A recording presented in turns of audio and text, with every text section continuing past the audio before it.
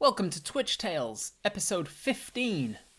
You're in a forest. You've been helping out these elves to rebuild after the goblin attacks, and recently you went back to the goblin camp to see if there were any clues you missed, and you found that it had been salvaged. It had been destroyed and anything useful salvaged. By tracking them, you found that the people who salvaged it were at least one horse and three armored individuals of humanoid size. They were heading north, further away from the edge of the forest, deeper into the forest, and you learned that they were heading towards an area called the Great Expanse, which is just an area of largely flat forest that's mostly without landmark,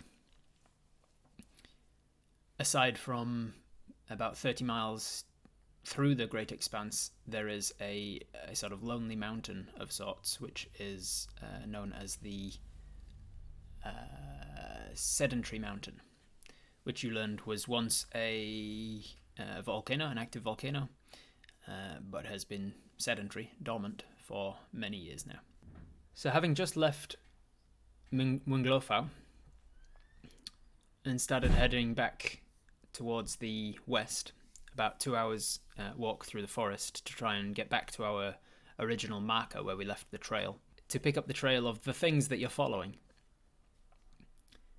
You perhaps got a little bit complacent with having already trod this part of the forest within the last couple of hours, and so perhaps you're not paying attention, or perhaps you're paying attention to the wrong thing, when there is you're sure a snapping of twigs behind you, and you turn round, but you don't see anything there. And, well, it's not that unusual. You're in a forest, things move around, it's no big deal. But it suddenly reminds you to maybe be a bit more aware of your surroundings again. At which point you realise there's an interesting smell in the air. There's definitely some kind of plant around here that you're not familiar with. It smells like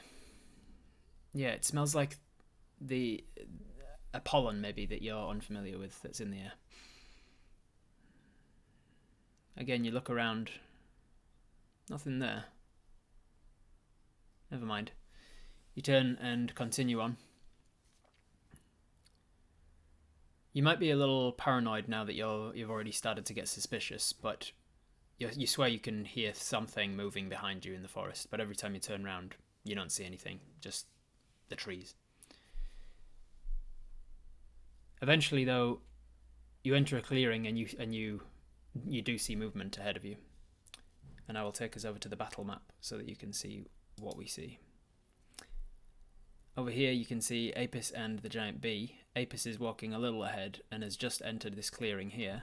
And then if I go across to the battle map page, which is this one here, bring it across here so I can actually see. Apis enters this clearing, and the movement that they see coming from across the clearing is that of a fearsome white rabbit that has entered the clearing. What do you guys do?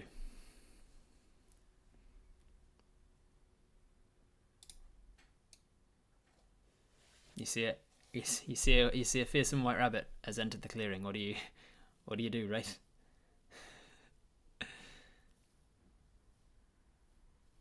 Oh, for fuck's sake, really? Animal handling, make checks. Run over and pat it. Funny smelling plants that make you paranoid. I wonder what that could be. Check Monty Python videos. That's what I do. Do you notice the white rabbit that I've taken the image from? Happens to be the white rabbit of whatever it's called, Antioch, or no, that's the holy hand grenade. Throw the holy hand grenade. Run over and kick it over the trees. So our breath catches in our chest as we see movement, and then we realise, okay, it's just a bug. It's just a bunny. I'm allowing myself to get a little bit jumpy here. I don't know why. and you allow your breath to come back to yourself, your blood to come back to a normal pressure, and you watch this wee rabbit. It starts to hop over to this bush over here. As it hops over to this bush, it starts to nibble at some of the little leaves from this bush, and then its legs suddenly twitch out, and it starts to almost try and, it's like it's trying to run, but it's not going anywhere. And then you get a bit of a fright, a little bit of a startle, until you kind of approach a little closer over here, and you realize that the bush has grabbed the front of this rabbit's nose, and twigs have poked through its eyes into its brain, and that running response is actually its nervous system dying, as this twig has started to push itself into the rabbit's face and claw at it, and there's blood running down the rabbit's face. I need you to roll initiative. So what we're doing is we're rolling against the Blights here, and Mel, our companion. So 15. 15's not too bad for Apis. I just got here and somebody's hurting a bunny, that's right. I'll reveal them in a second. Welcome to Twitch Tales, everyone. Your first time here, and Robert's clawing a bunny's face off with a bush. That's right. Then it is, let's roll the same skill check for Mel, because she actually has the same dexterity modifier as us, so it makes for a nice easy way to roll hers. 22, so Mel's actually going to go ahead of us in the initiative order. So you can see that this guy starts to move, and he reveals himself as an actual monster. An actual monster, not just a bush. You can see him there. If I pull myself over a little bit further, you can see him. There he is. He's a wee twig blight. Oh, only a 5. That's good. And then finally, the last one to join the initiative order is going to be... What's that? Ooh, 16. That's not bad. So the needle blights got just before us in initiative order. So we have all 3 of our spells still. You can kind of see it down here in this little corner down here. We've got all 3 of our spell slots. These are the 4 spells that we know if we wanted to cast any spells.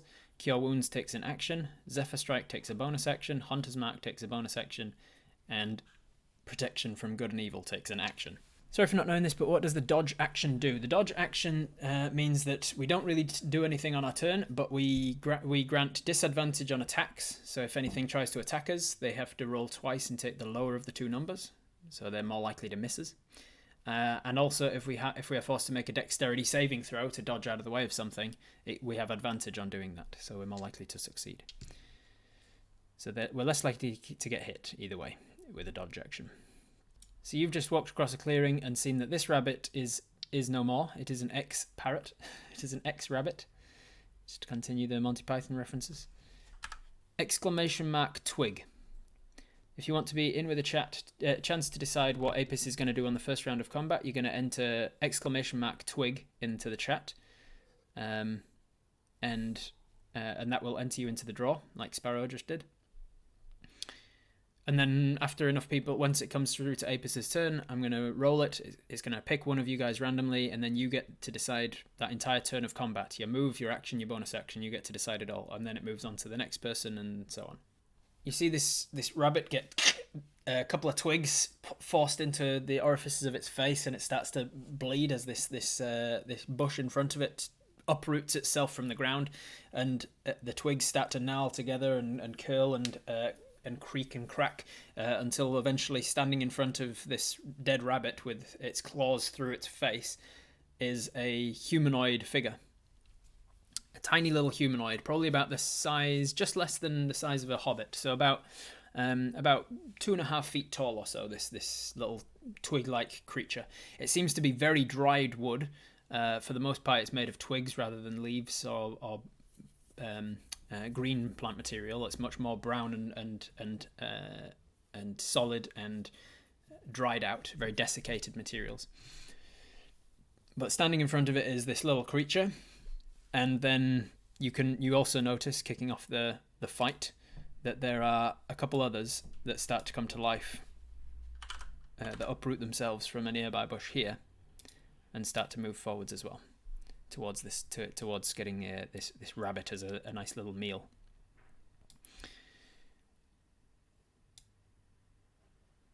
I think that's probably with your.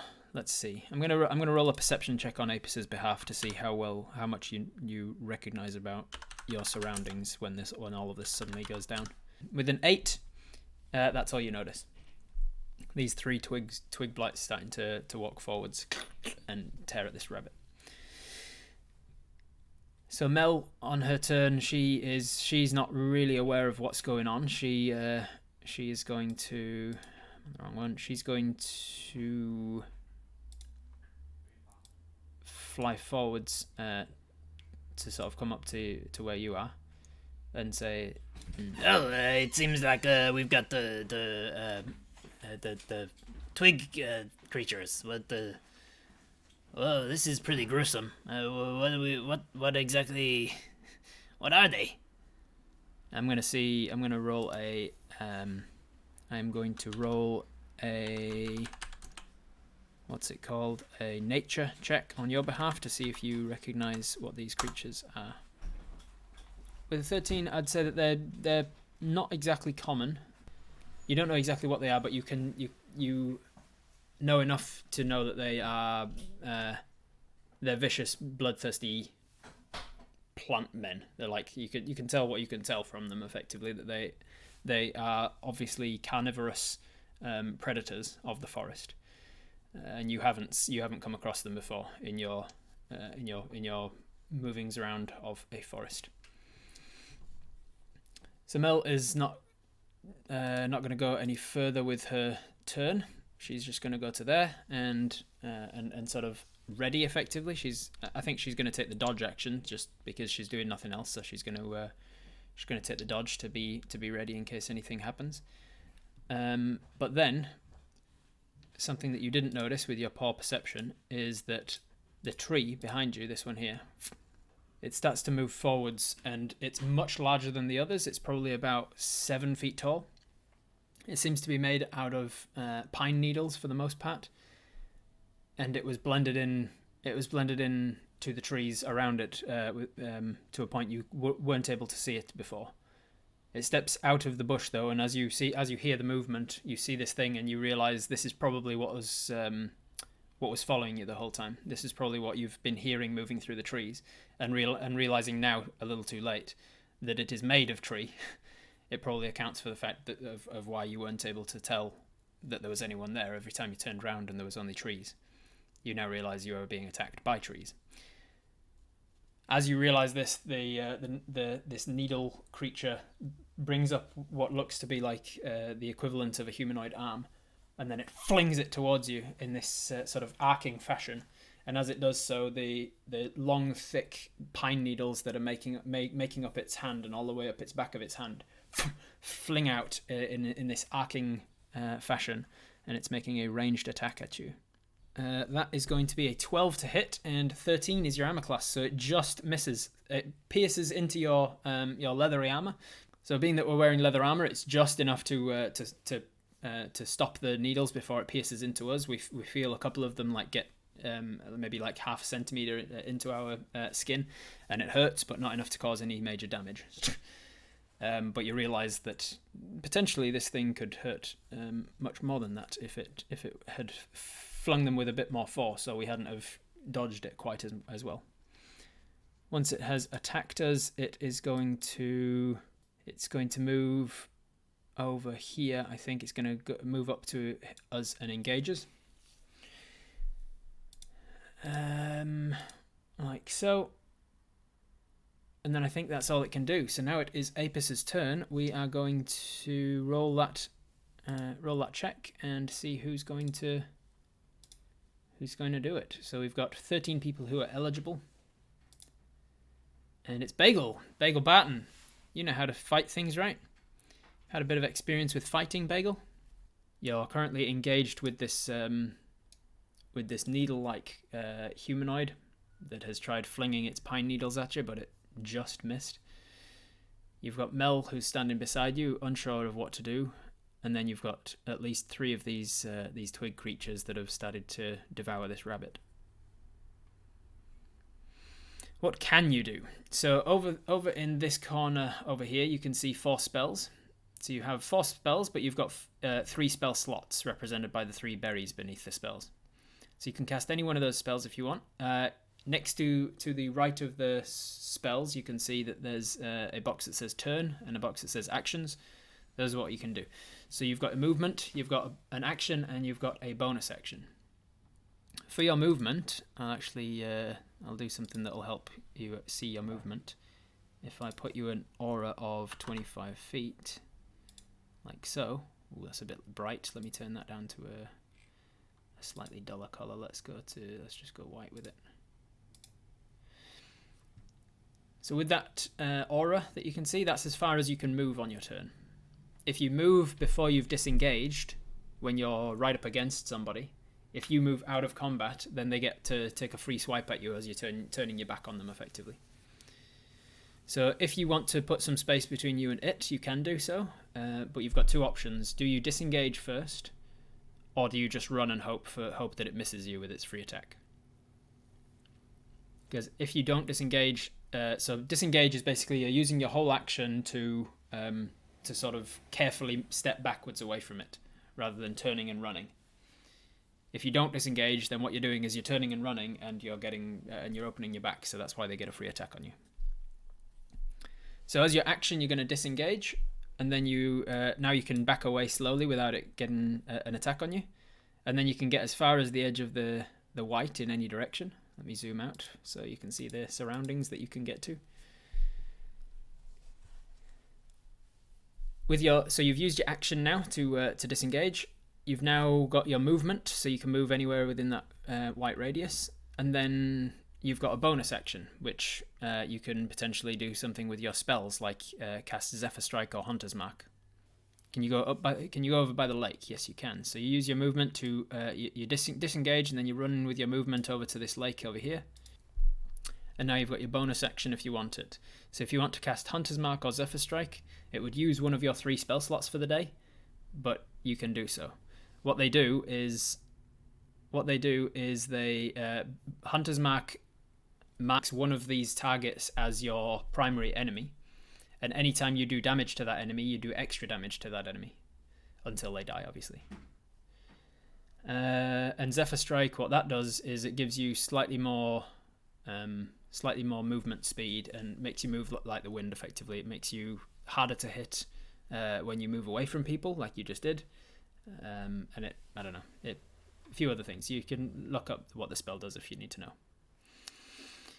Or you don't have to do anything with your bonus action. You can just choose that you're going to end it there. Hunter's Mark on the big boy. All right. So what we are going to do is I'm going to jump across to here. I'm going to click on this guy. I'm going to stick a little green dot on him that tells me that you have Hunter's Marked him. And then I'm going to go into the spells. And I'm going to turn off one of the berries. So we've used one of our 3 spells. As we run, we chuck the longbow off of our shoulder. We look over towards the tree creature that's just stepped out and tried to slash us with its needles, rather. And then we pull up from the ground, focusing in on all of the energy that we've been practicing over the last couple of days since Verin taught us this spell and how to make it work. We focus in on the nature around this creature that it is displacing from its presence, but being that it's made out of plant material itself, it's much easier for us to focus in on what it is and where it is, and how who it is and where it's standing effectively. And so we just feel that nature magic just come to us with very little issue, and we feel its vines, its needles go from being this kind of dead, desiccated, fragile kind of manner to being a little bit more, it has a little bit more life to it. It's invigorated by this bright green that seems to seep into its very being, which we know from experience helps us in the fight to come.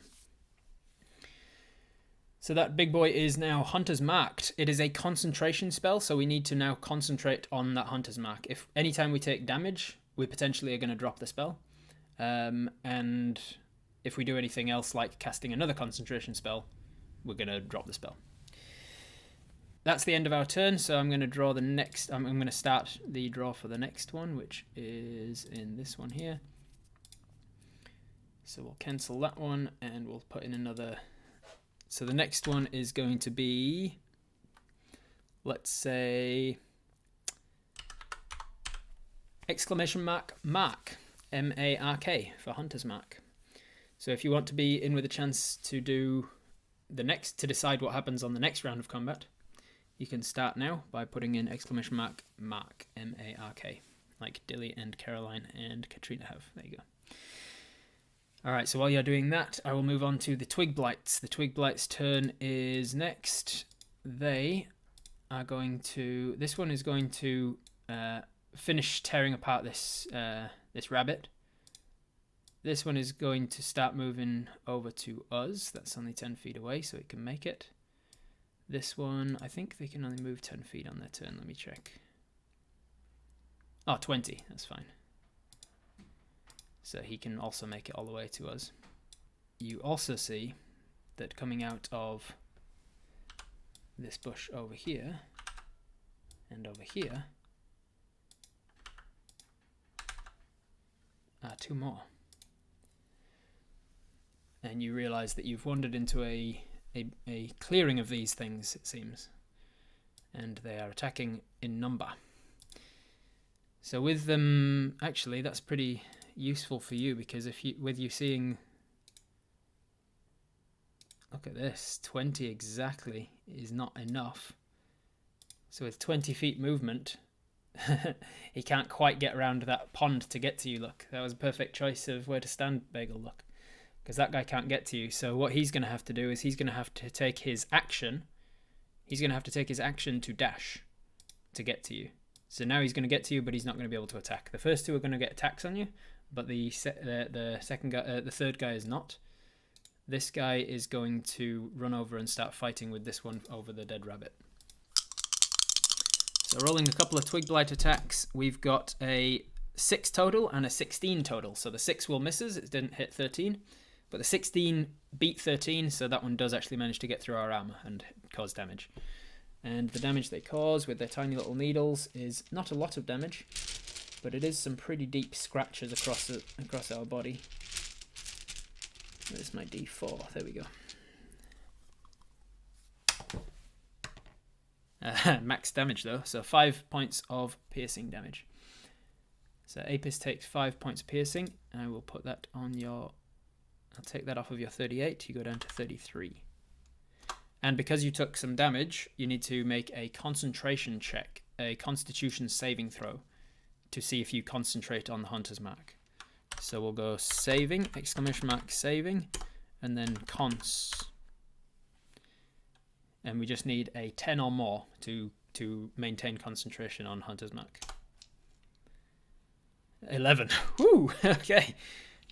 we didn't see it coming apparently, so it was pretty close to making us fail our concentration. But as one of them rakes its claws down our back, drawing blood, we wince and we almost drop concentration on the Hunter's Mark, but we just hold on to it and push through, and we maintain concentration. That was everything that they can do. That was all the Twig Blights on their turn. So now it is back to the top of round 2. Round 2, Mel. Now seeing that there are definitively bad guys in the area, she knows that she has to do something about it. So she is going to... Ooh, this might be a good one actually. Mel can... She's going to fly over here. What's the range on it? Mel shakes off a dusting of pollen which drifts downwards to form a 15-foot radius cloud up to 30 feet directly beneath her. So 15-foot radius cloud. If I close that down and I measure this out, where's my measuring tool? There it is, no snapping. So 15-foot radius, so she wants to be just above these guys. Mel is not super smart though. I'm gonna have her roll an intelligence check. She's only got a 6 in intelligence. That's a -2. She's dumber than Bodger. So she's going to. I'm gonna see if she is smart enough to realize that how close she has to be in order to not get you in the area of effect. She's a natural creature. Like she's about the same intelligence as an ape, which for a bee is saying something. She's actually very intelligent for a bee. She's just by human standards. She's not smart. She's not book smart. Nothing's dumber than Bodger. Is she though? Is she really dumber than Bodger though? Really? She's a very intelligent bee, just not very intelligent creature overall. Unfortunately, she rolled not very well. So she does not realize quite how close she's getting to you. She's going to get between this group of enemies, and she's going to do it from about where she is at the moment. So the good thing is she'll get this guy in it as well, but the bad thing is she'll also get you in it without realizing. She flies up in the air. She's got this coating of pollen all over her, and then she shakes like a dog, and all this pollen comes drifting off her, and then it starts to drift downwards below her in these kind of hypnotic pattern, and it drifts out and forms like a cloud of about 30 feet diameter. You get included in it, but so do all 5 of the Twig Blights. So you and all 5 Twig Blights need to make a Constitution saving throw against being put to sleep. What does it say exactly? Con save. Okay, the DC is fairly low, so because she's fairly low level. So I'll roll for you first, and we'll see if you get put to sleep by your friend's ability. Saving, not skill.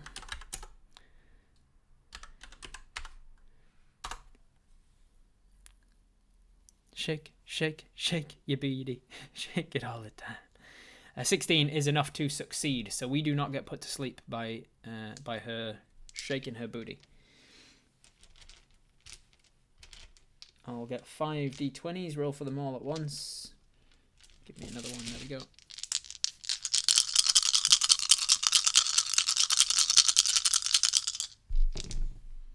That is one fail, one fail, one fail, one fail, and 1 success. So that is in order. The last one is successful, so that would be this guy over here. So that was damn successful. I got a 4, a 4, a 4. I actually got 3 4s and a 6 and a 19. What are the chances of getting 3 of a particular number when you roll 5 d20s, guys? That was super successful. I was thinking that, oh yeah, she might put a couple of them to sleep, but she might also put Apis to sleep, and it'll kind of be like it'll toss up. But that's crazy. Okay, back over here to update that all for you. So you can see that this one, this one, this one, and this one all went to sleep. This one did not, and you did not. That was Mel's entire turn, though. So now it is the Needle Blight. The Needle Blight is going to... How smart are Needle Blights? They are... Oh, not smart at all. Not smart at all. So, with that in mind, he's not smart enough to shake his allies awake. He is smart enough to know that the bee has just done something to attack them. So he's going to ranged attack... fling some needles towards Mel. So he flicks his hand towards her. She gets... Oop, that's definitely going to hit. So that's going to be...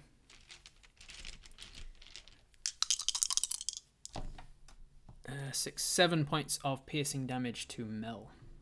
She takes 7 of that, so she's not actually wounded yet. But it was about 1/3 of her hit points, so it wasn't. She doesn't want to take many of those again. What's up with the horseshoe, you say? Okay, so the lucky horseshoe means it's a once per day ability to reroll. So inspiration is because we've at some point acted in character for Apis, even if it's to our detriment. We've acted in character, and therefore I've given us inspiration, and that means you can use your inspiration to reroll an attack or a saving throw or something like that you make. But the horseshoe is a once per day. It's kind of like a more powerful version of inspiration, and you have it as on account of this being like a solo campaign. Solo campaigns can very easily become TPKs in a way that a regular campaign can't. So to kind of offset that a little bit, I give you a lucky horseshoe. Once per day, you can choose to re-roll it. You can spend the lucky horseshoe to re-roll an attack, an ability check, a saving throw, or an attack that targets you as well. So if you, for instance, get crit, like somebody hits you with a critical hit, you can choose to say like lucky horseshoe, make them re-roll that attack. So let's draw the next person. The next person is Drummer Girl. Drummer Girl 14. Can you make a message of some kind to say that you're in the chat and you've acknowledged that you're here? Yay! Awesome. All right, so Drummer Girl, have a think about what you want to do. If you've got any questions, you can ask. Don't feel like you're pressured to get it right. That you can do whatever you want in character within reason. Drummer Girl, do I have to do movement before action, or can the order be switched? You can do them in any order you want. You can even break up your movement, so you can move half of your movement now, and then your action, and then half the movement.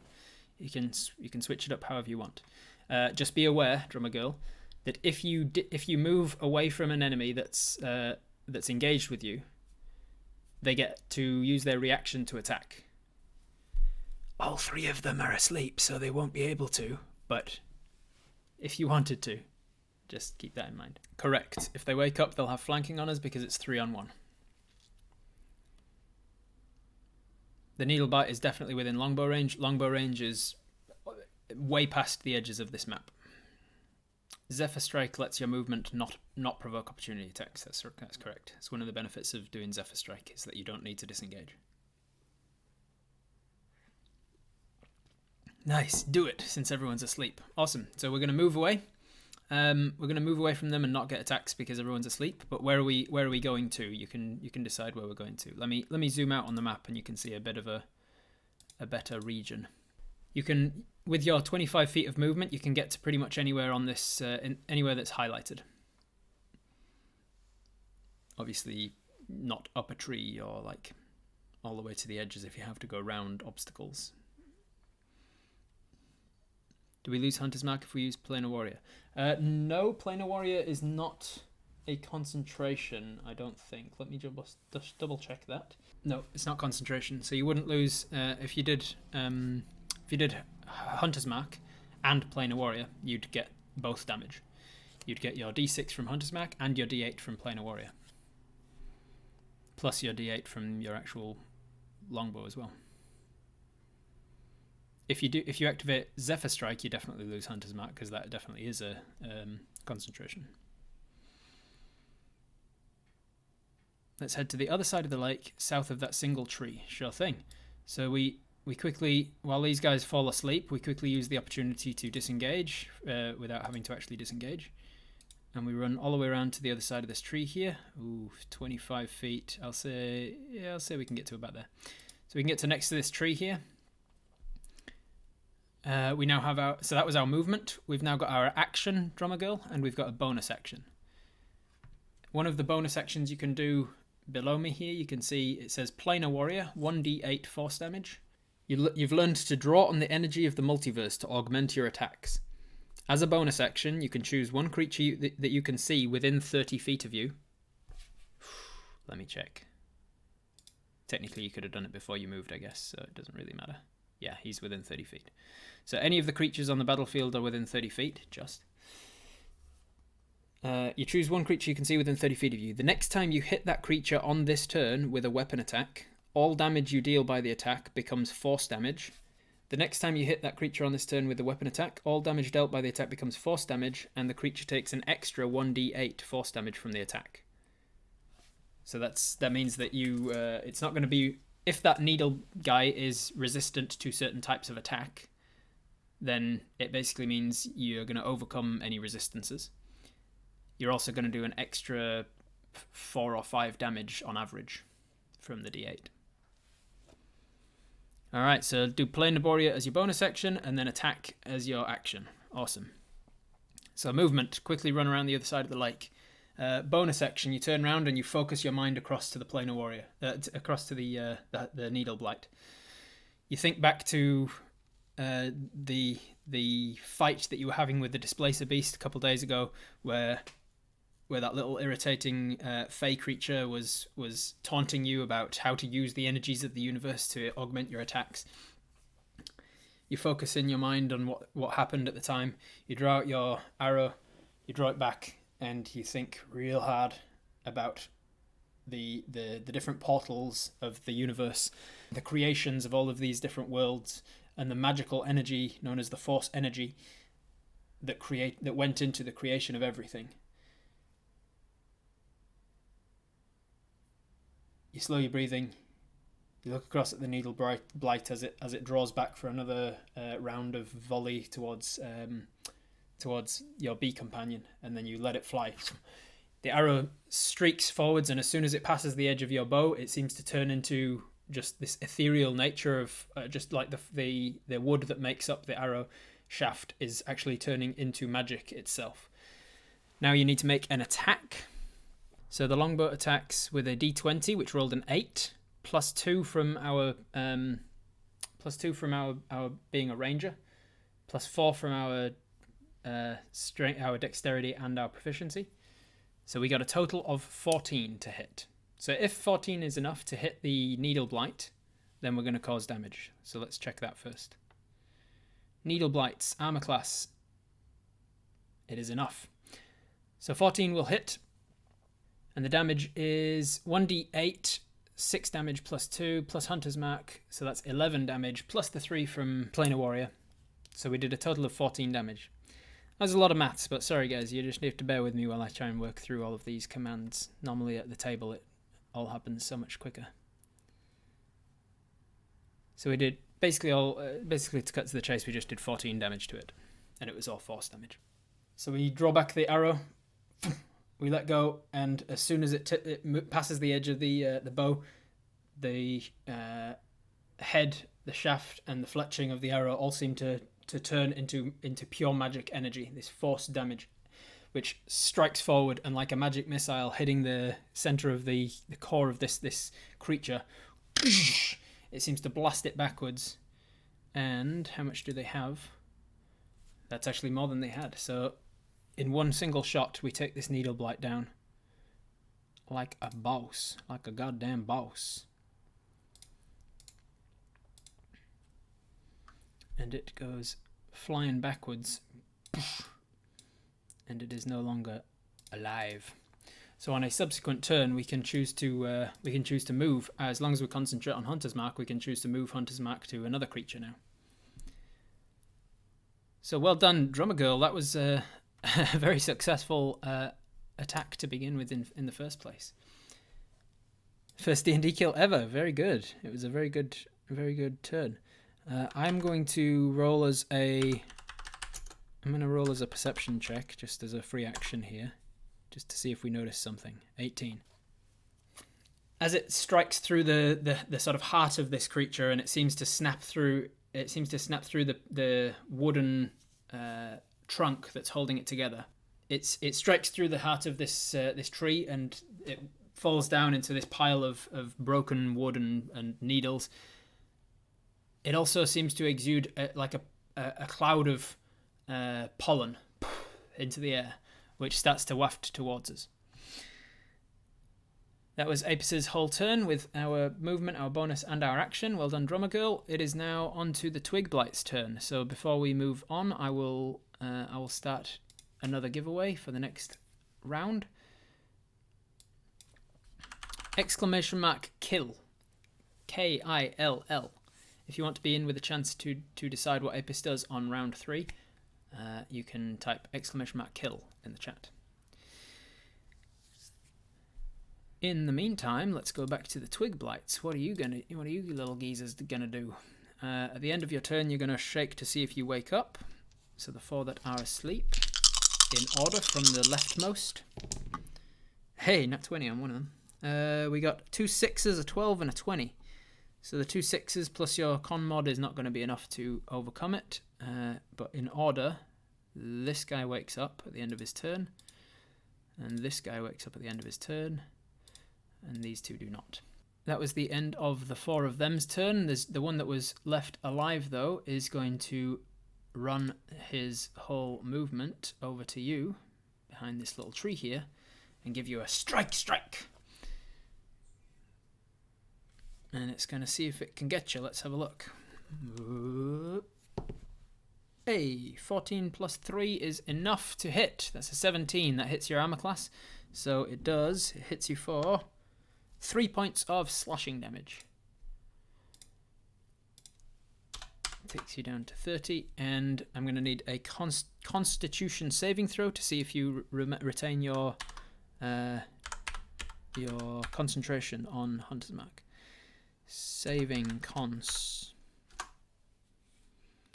15, yes. It strikes you. You're kind of prepared for it this time, so you're concentrating on Hunter's Mark.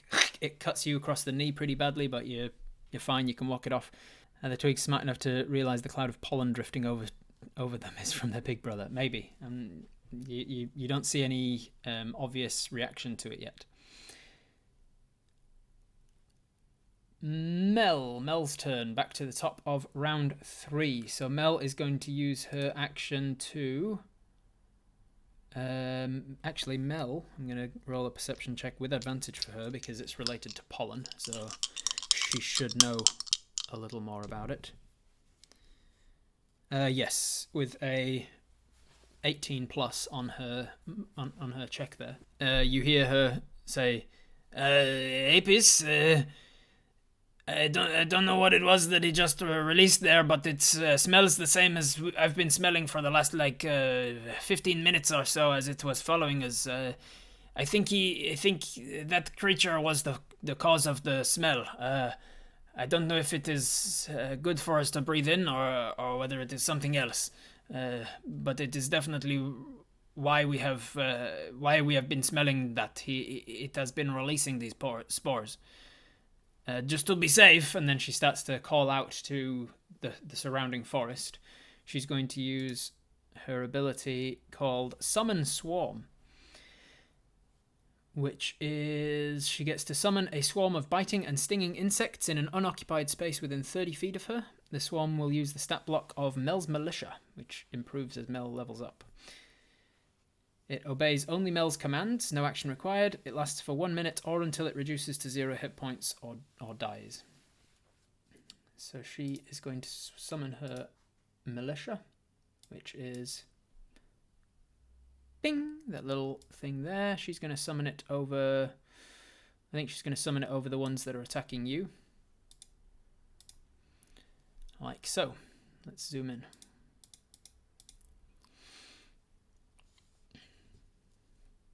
Companion calls her own companion, yeah. And then Mel's Militia, when she gets to a high enough level, they can call their own militia. No, that would be ridiculous. Yeah. They go after her in the initiative order, so she is going to stay where she is. She's used her action. That's all that Mel can do, but now it's the Militia's turn. They're going to make an attack on the Twig Blights. As she calls out to the creatures of the forest, all of these bugs and biting insects, these flies and crickets and wasps and bees and all kinds of manner of creatures start flying off of the leaves and from under the branches and coming up, burrowing up from the ground. Some mosquitoes coming up from the water's edge here where the lake is. A whole manner of things come up and they start to swarm around this Twig Blight and they start to bite. Oh yes, 19. That's going to hit. It's going to do a decent chunk of damage. Although actually, maybe not.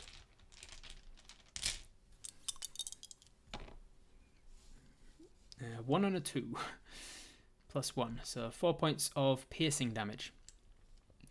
4 points of piercing damage to this creature, but you notice that being that it's made out of twigs, piercing damage doesn't seem to do as much damage as like slashing damage might, and so it is resistant to it and takes only half damage.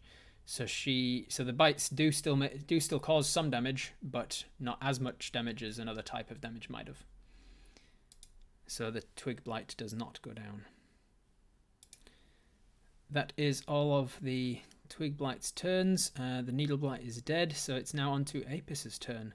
Miss Bowman, can you make a little thing to say that you're in chat still? Just take your time, decide what you're going to do now, but it's now your turn. You have one Twig Blight in front of you, covered in bees. I'm covered in bees!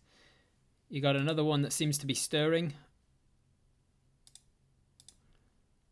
So one in front of you here, another one that seems to be stirring over here, waking up, another one that's woken up over here, 2 more that are sleeping over here, and a dead bunny. The bees, not the bees. It is odd, yep.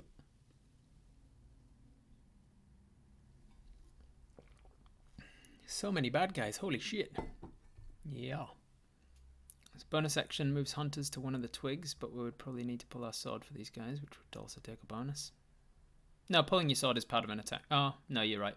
Unless, yeah, because you've already got your bow out, so pulling your sword would cost an action. Cost a bonus. Don't lick the dead bunny. Good advice in any circumstances, really. Attack the one in front of you with a longsword. Alright, cool. So you have got your bow out to having fired at the needle blight. So you get the option, Miss Bowman, are we going to drop it for free and draw the sword and attack, or are we going to swap out the bow carefully by taking a bonus action to do so? Swap it out. All right, so we take our bonus action to swap out our longbow carefully over the shoulder while we draw out the longsword by our side, and then we're going to take an attack with the longsword on the creature in front of us. We didn't have advantage for any reason, so we rolled a 2 plus 2 plus 2. It's not enough. We get a 6 total.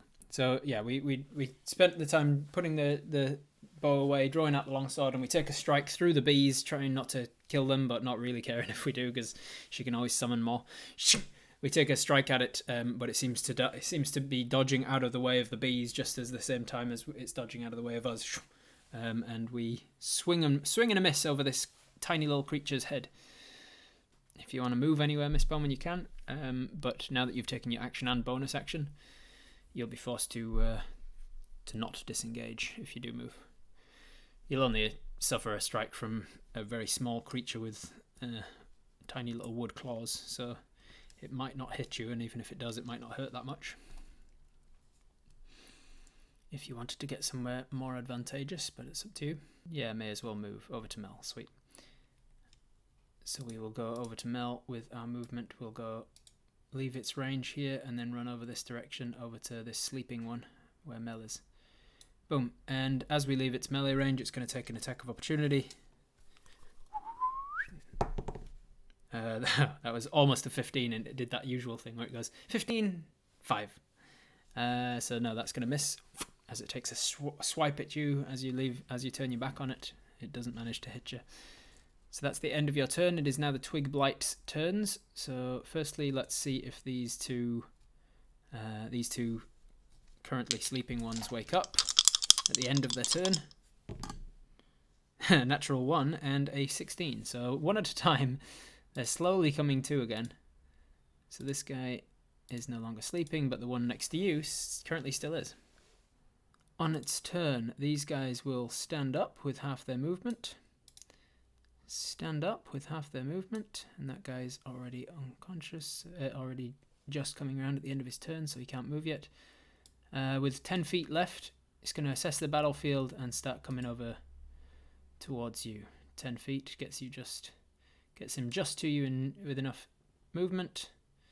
But 10 feet from this guy, the guy who already had to dash once, isn't enough to get him anywhere. So he is going to have to... He's going to have to come around here and dash. The creatures, the ones that are getting attacked by bees are going to stay and try and swipe at the bees. But the other ones are going to attack you. So that's just one attack on you, one attack on the bees. Let's say the yellowy one is on you. Ooh, 19 plus 3. So 22 to hit you and an 11 to hit the bees. What's the bees? The militia is not enough to hit, so it's the Twig Blight striking out with its little claws, but being that it's basically made of twigs, it's just passing right past all of the... It's very hard to swat some flies and insects and things when you're made of twigs. But the attack on you will hit. And that's going to be minimum damage. 2 points of slashing damage. Mel is going to... She's used her once per day militia. She's used her once per rest sleep thing. All she's got left is her sting now, right? She can sting people. So she's going to fly down to their level and try and do a wee stingy sting. Let's do a wee sting attack, shall we? Yep, that's going to be a 22 to hit. And yep, that's 8 points of piercing damage, which is enough to kill, even without the poison damage. So regardless of the poison damage, it's going to die. So she flies down to this one directly below her and just straight up kills it. Zoop. And she is no longer flying above them, but standing next to them instead. Alright, that was Mel's whole turn. Her malicious turn gets to go, and it's going to try and attack the Twig Blight that they're surrounding. That's definitely going to hit, and the minimum damage they can do... Oh no, actually they could roll... They could, because he's got resistance to the piercing. Oh, thinking about it, actually. Oh no, with the poison that would have killed, yeah. Resistance to the piercing, so let's roll it anyway. It is 5 plus anything. Let's check the piercing. Mel's Militia, biting. So that's 6 points of piercing, halved to 3. 3 is exactly what it had left, so that guy is dead also. Dead! Ugh.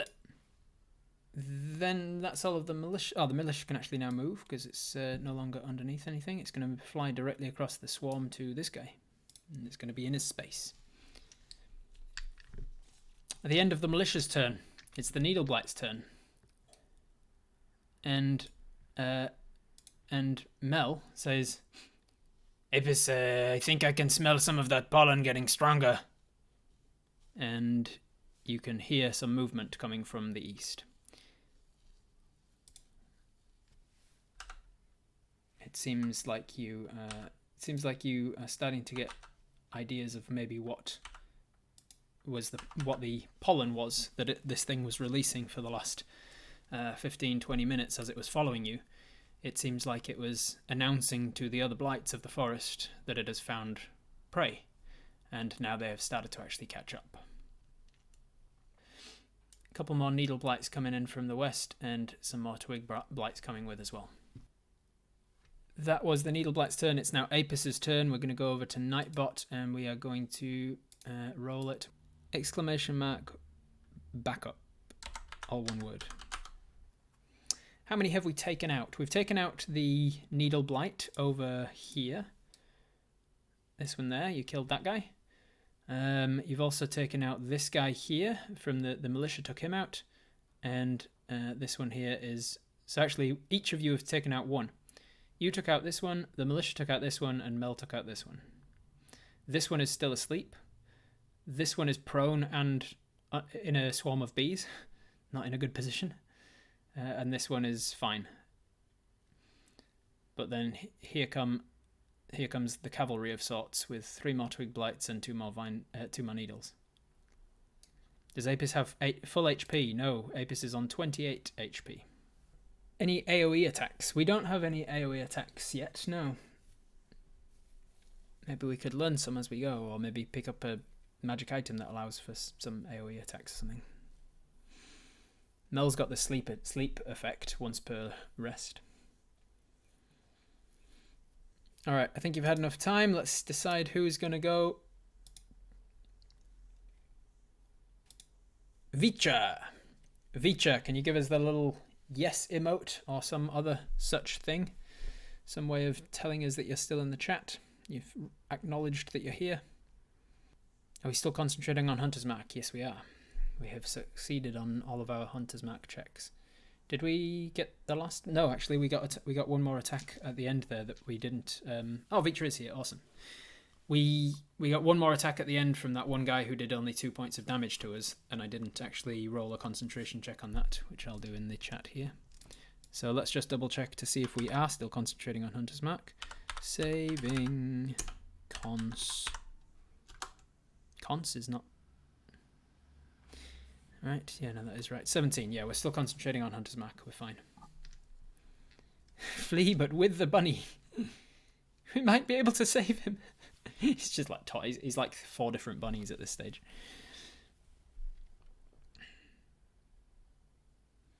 So, Vicha, it's up to you. This is your...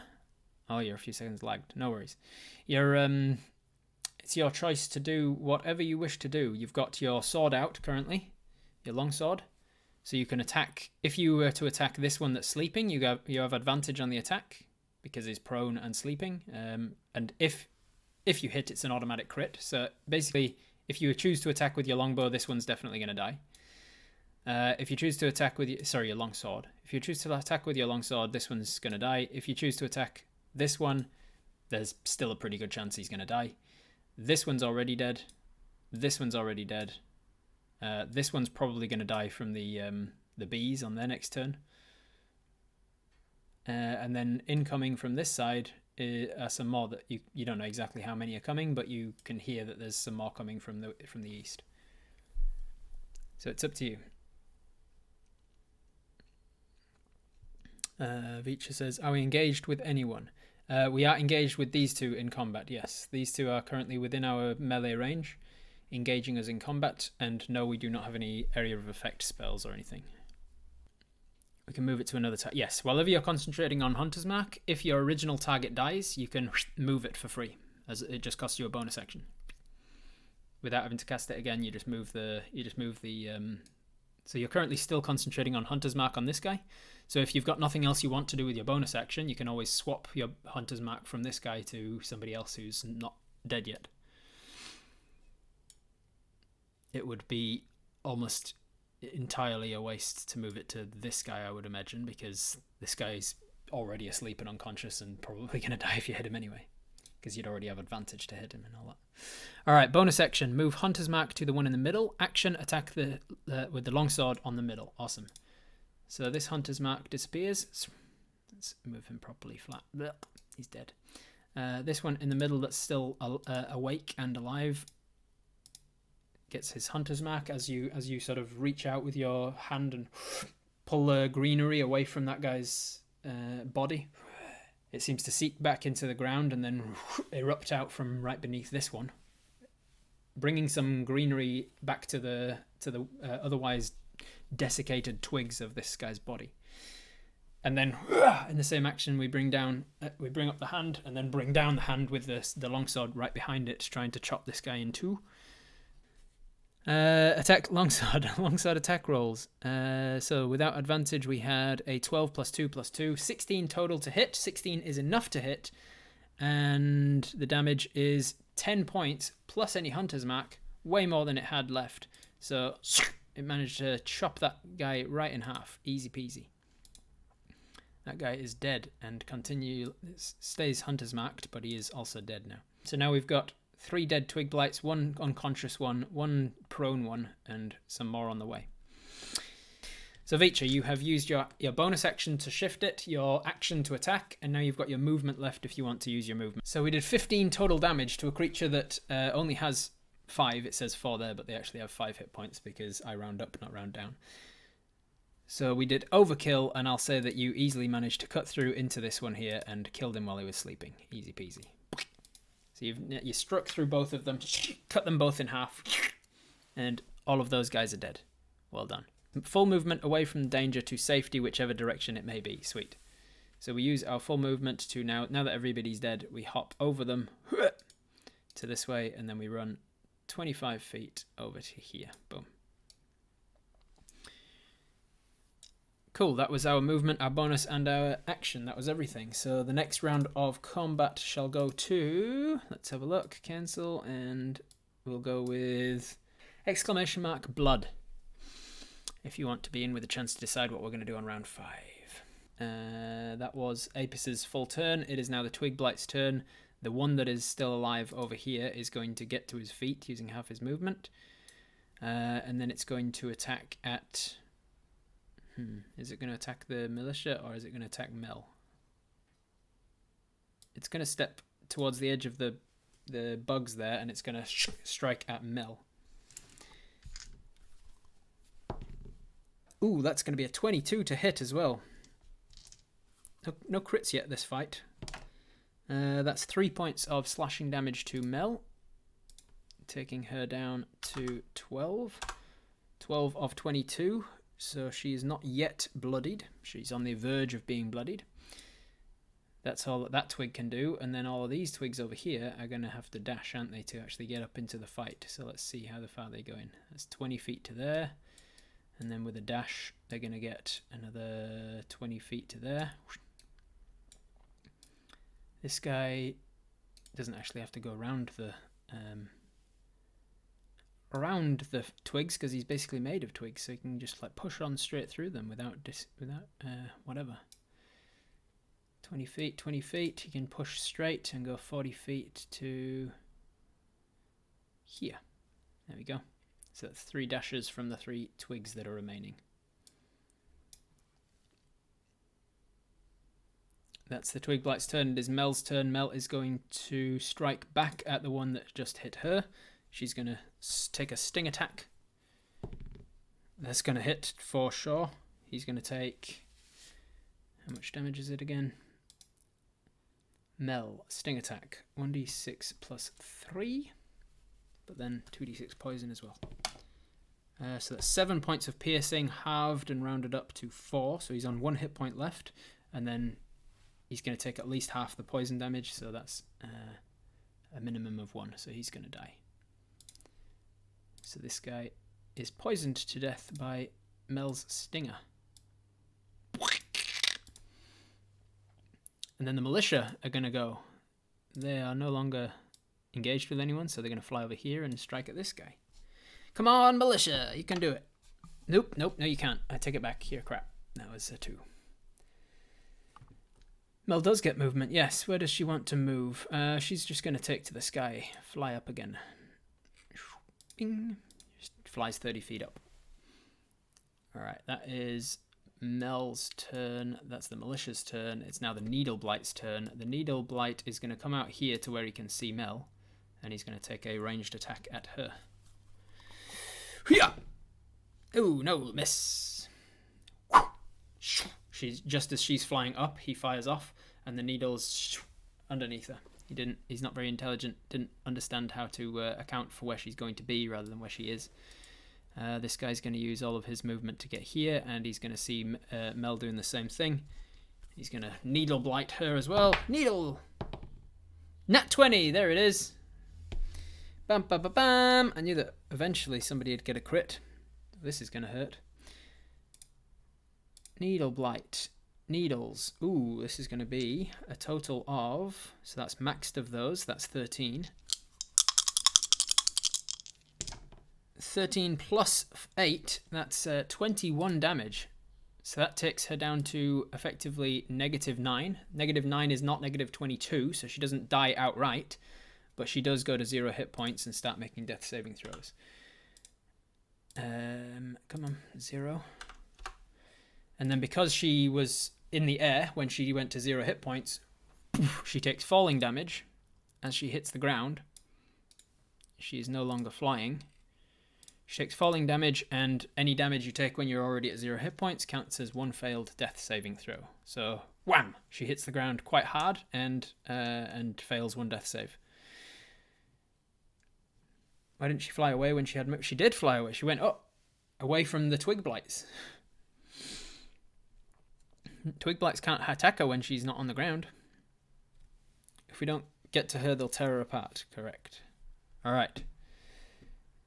That was the Needle Blight's turn. It is now Apis's turn. Sparrow, fly away. Sparrow, fly away, who I know is in chat because she just said, "Oh shit, no!" in capital letters. So, oh shit. So Sparrow, you get to decide what does Apis do at this point, having seen that there are now 2 more Needle Blights are approaching, and one of which managed to crit on Mel. A couple of these needles managed to strike her in a very critical place, which knocks her out and takes her to the ground. You got this, Sparrow. You can do it. The pressure on keeping our companion Mel alive is all on you. I'm joking, you're good. Cure Wounds does stabilize, yes. What do you do, Sparrow? I can't tell who's alive and who's dead. Let me start taking people off. Bink, bink, bink. Actually, I'll keep that guy on because he's got Hunter's Mark on him still. But he's dead. Let me kill this guy as well. They're just piles of... I like to try and keep them there if I can with it not getting too confusing. Because then it starts to get like difficult terrain in that area. It's not a video game where bad guys just disappear after they die. The corpse is still there. But I do acknowledge that was getting a little bit confusing with all of everybody. This guy's dead with the skull and crossbones, but I kept him there just because he's got the hunter's mark. And this bunny's dead as well, but I kept them there because you wanted a dead rabbit for some reason. Sparrow, okay, trying to think past my panic. Let's move up next to Mel to the east and pull our sword again for the bonus, and then ready if anything goes for Mel. You like using your action to take the ready action? Because you have 2 spells left and you have Cure Wounds. Just FYI. Okay.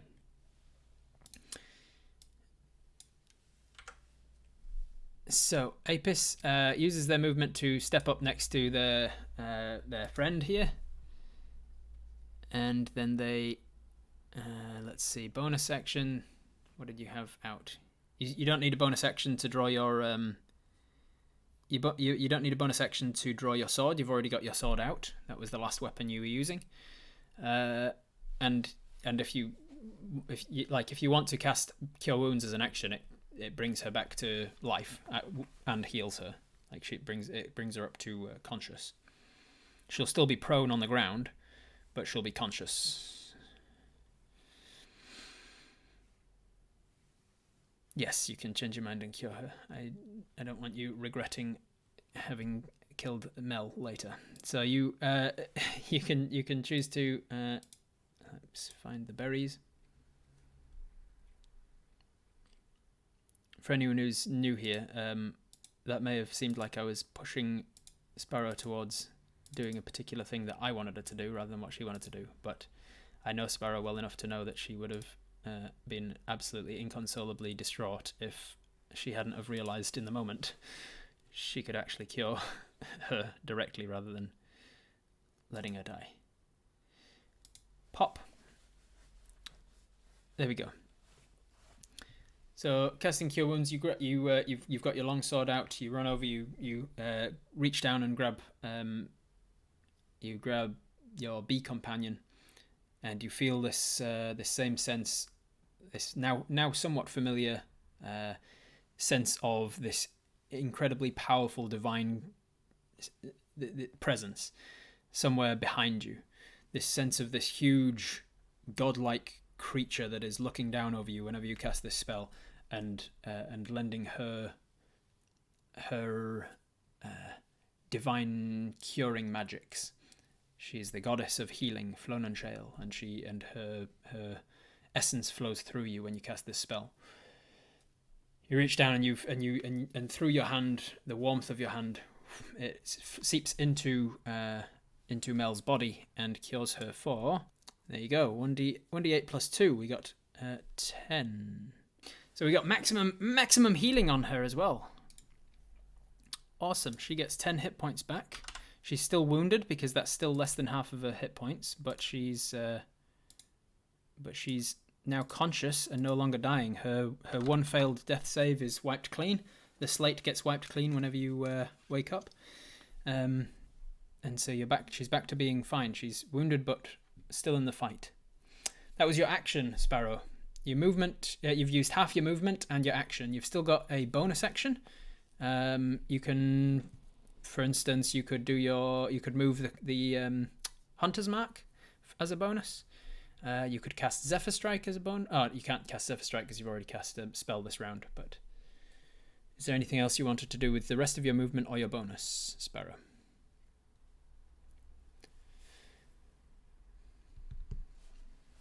Thank the gods for that. Yeah, don't worry about it. She's still around. You got her. Takes more than that to get down your friends. But you might have to start dealing with those needle blights at some point. GG Nightbot looking out for us with that random number generator. What do you want to do with the bonus action, Sparrow? Anything? You want to move the Hunter's Mark? Do you want to cast... I don't think you can cast any of your spells because if you already cast Cure Wounds. You want to swap out your weapon from your longsword to your longbow.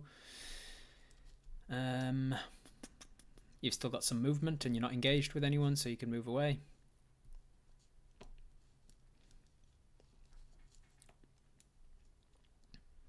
action to pick up Mel and leg it, right? I would say that given her size and the fact she's only just coming Compass Mentis, like, yeah, it would be an action to pick her up. Because she can't really help you at the moment. So I would say, yeah, and you've used enough of your movement that if you start to pick up somebody else and move at half speed, you're not going to make it more than 5 feet away anyway. So I'll say that with your bonus and the rest of your movement, you can drag Mel over like this way. There you go. All right. Then it is giveaway time. So what should we do now? Exclamation mark safe. SAFE. Exclamation mark safe. If you want to be in with a chance to decide what's going to happen on round 6 of combat. Then it is the Twig Blight's turn. This Twig Blight is still dead. This guy is going to move over, sensing blood. Does it go for her? Does it go for you? It is. She's closer. Yeah, she's closer, so he's going to go for her. This Twig Blight is. It's going to attack the bees. This Twig Blight's going to run. All of its movement, not impeded by other twigs, like you would be. 20 feet, it's not going to be able to get all the way to you, so it's going to come over here and engage with both of you here. But that's going to take its dash to get to you. So one attack on Mel, it's got advantage because she's prone, and one attack on the bees. The green one is on Mel. Ooh, that's crap, but it's got advantage. Oh, and the bees was a nat 20. So with advantage, does it hit her? It does. So both of them hit. The bees get a nat 20. Mel takes max damage, 5 points. She's still alive though. And then the bees take 5 plus another one of these. 5 plus 1, 6 points of damage. 6 points of damage. The twigs are doing piercing damage with their claws, with their tiny little needly claws.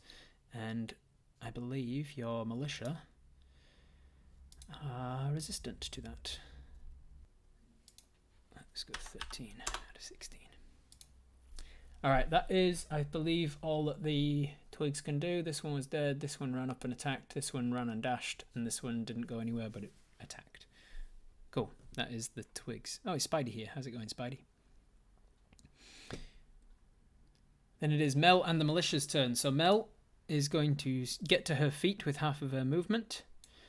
And she's going to try and stab the one that just stabbed her. She brings the needle-like tail underneath herself and tries to stick it in this one. That's going to probably miss with a 6. Seems 6 plus her stinger. Plus 5, so that's 11. It might hit actually. 11. Nah, not enough.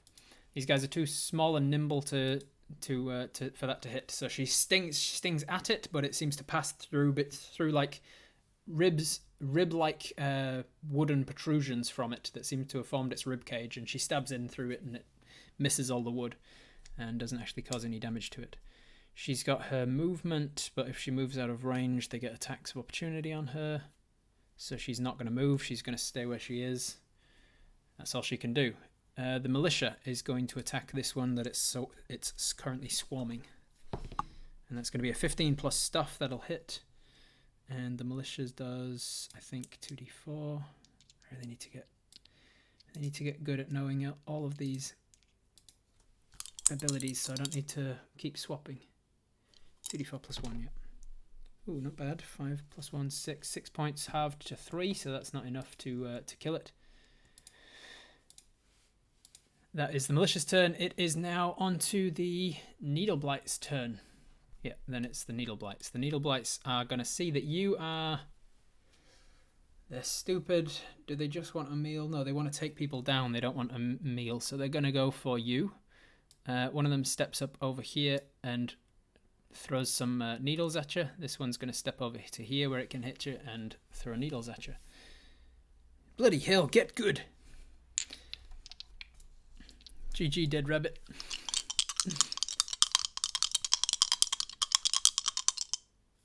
here we go. Ooh, these are both going to hit you. That's going to be a 21 and a 16 to hit.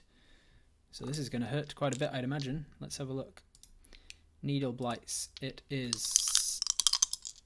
The first one hits you for 7 points of piercing damage.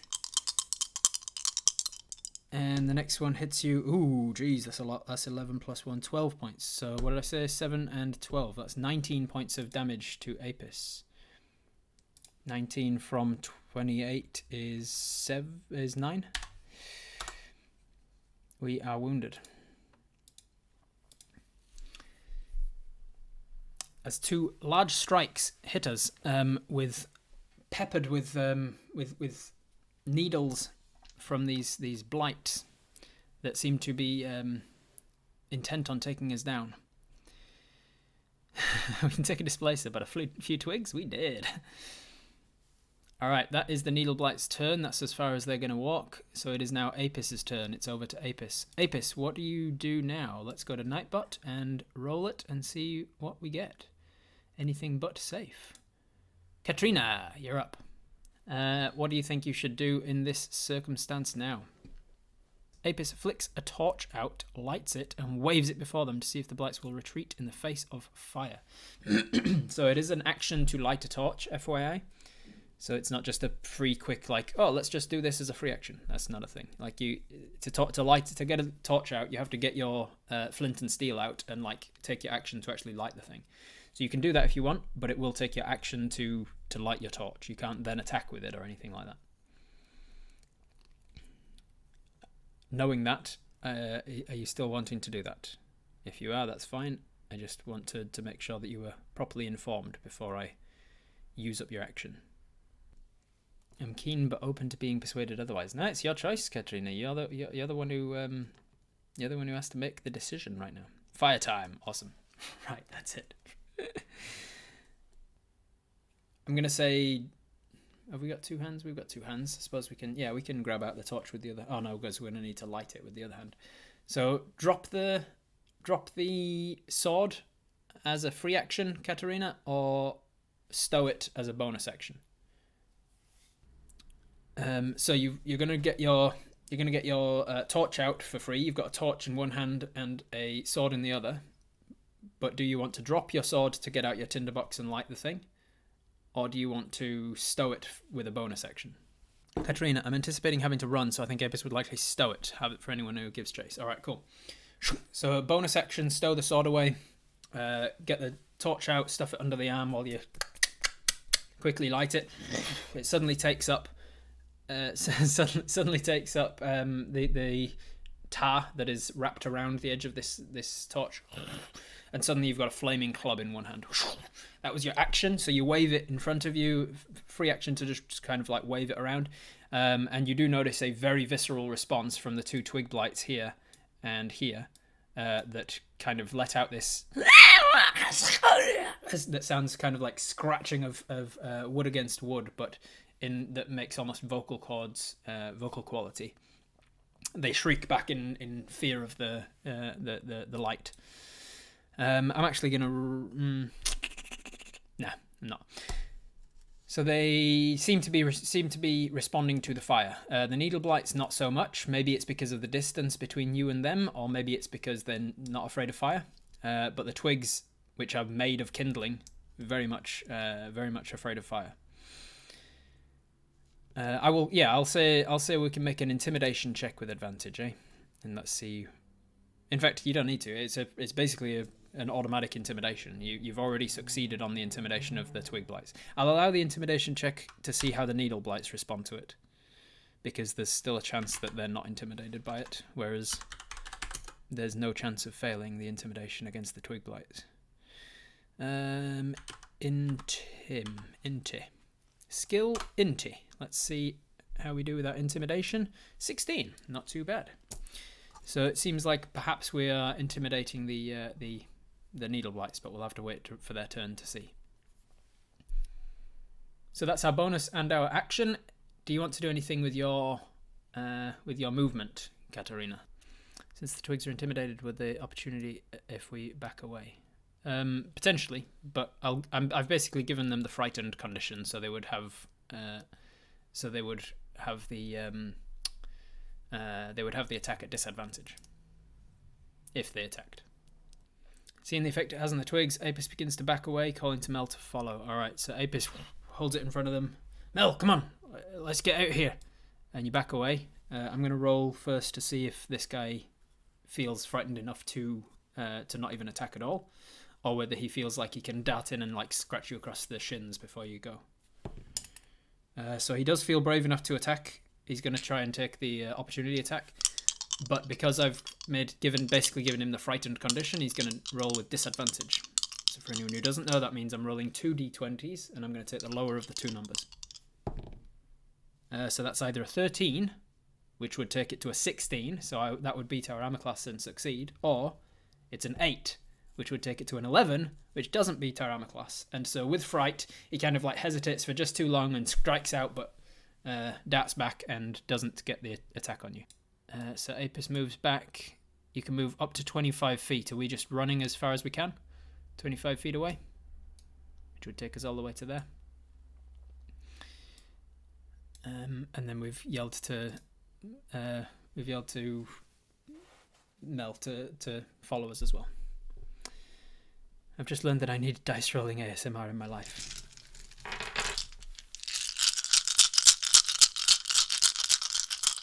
And it's different sounds whether you're rolling metal dice, plastic dice, all kinds, lots of different dice. Alright. That was all of Apis' turn. It is now the Twig Blight's turn. The Twig Blights, who possibly would have run away from you if you'd have kept the fire there, instead turn to Mel, now that there's no threat of fire, and they're going to both attack Mel. So, they do have the frightened condition, and you are within... are they frightened? You're no longer within 25 feet of them. No, they're no longer frightened, because you've taken the source of their fear away from them. So they're not going to have a disadvantage, but they just might miss, hopefully. Let's find out. What is her armor class? Let's have a look. Mel. Mel is armor class 13, so they need to hit a 10 or more to hit her. The one on the left gets a 6. 6 plus 3, 9. That's a miss. The one on the right gets a... fall off the table. Gets a... ooh, it went 17 and then ticked over to 10.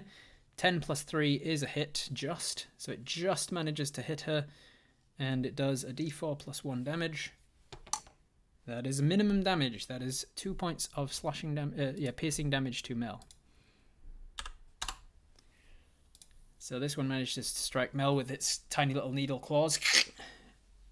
We can't horseshoe things related to Mel. We can horseshoe things related to ourselves only. Mel is her own character. That was those two Twig Blights. Was there any other Twig Blights alive? This one here is going to try and attack the bees.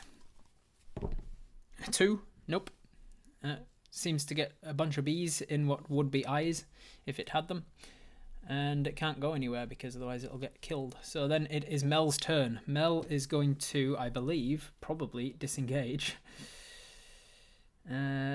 What's the situation here? If she gets an attack of opportunity, they're going to kill her, most likely.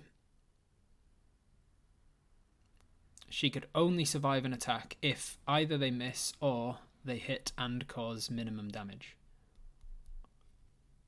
They're hitting on 55% chance, and then there's a 25% chance, so 25% times 55%. It's not good odds.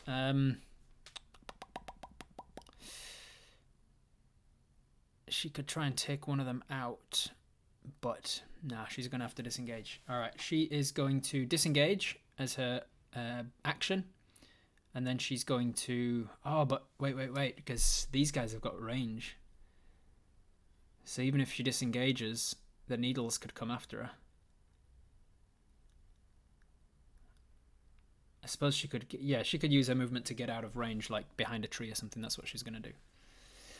So she's going to disengage as her action. She's got 50 feet of movement. So she's going to run. She's going to fly over to us, and she's going to fly like within range of us in case we wanted to use our last cure wounds on either her or us.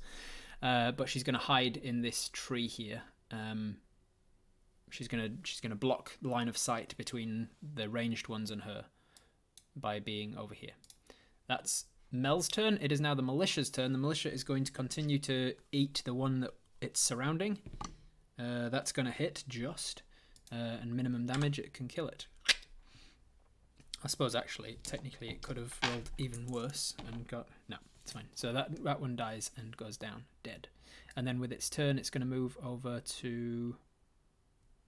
The militia is just going to go for the one that's closest because it's not very smart, so it can't really do tactical decisions. That's militia, and then Needle Blight's turn. The Needle Blights are going to give chase. So how far can they move again? I think it's 30. Let's check. 30, yep. So they are going to move 30 feet towards you, which is getting us to there.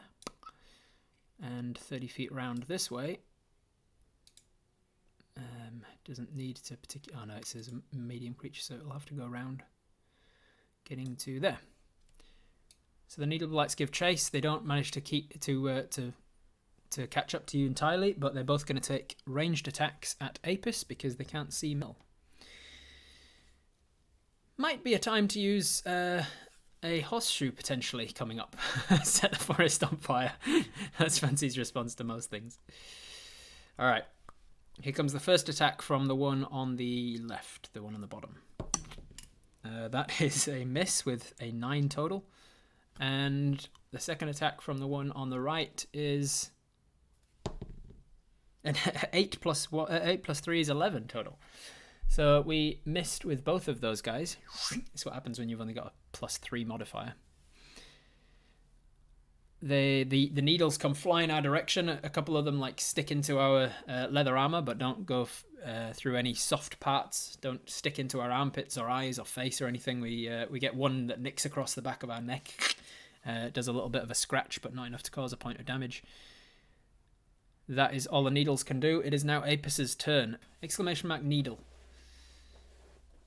N-E-E-D-L-E. Ooh, maybe we're not concentrating on Hunter's Mark anymore. Let's have a look. Hunter's Mark. Hunter's Mark. Let's go concentration. I can't remember how much damage we've taken since then, but it's been a fair amount from those needles. And we got hit by 2 different needle attacks. So the turtle, after the first attack, it was enough to maintain concentration. After the second attack, it was still enough. So we are, surprisingly, even though we're wounded and we've been peppered by a little bit of damage multiple times now, we are still concentrating on Hunter's Mark. So this dead Blight down here, if I can find it there, this dead Blight here has got a little green tag that says that we're still concentrating on Hunter's Mark. If we wanted to, we could move it as a bonus action over to any of these living guys. There's 4 remaining bad guys still living. Spirit Goblin! Welcome to the chat, Spirit Goblin. Can you make an announcement of some kind just to let me know that you're still here in the chat? Oh dear, we're so dead now. Nah, man, you got this. You got this. You can get us out of this whole predicament. So just so that you are entirely... You've got all of the information. I'm not pushing you one way or another. I'm just telling you the things that you can do, some of the options.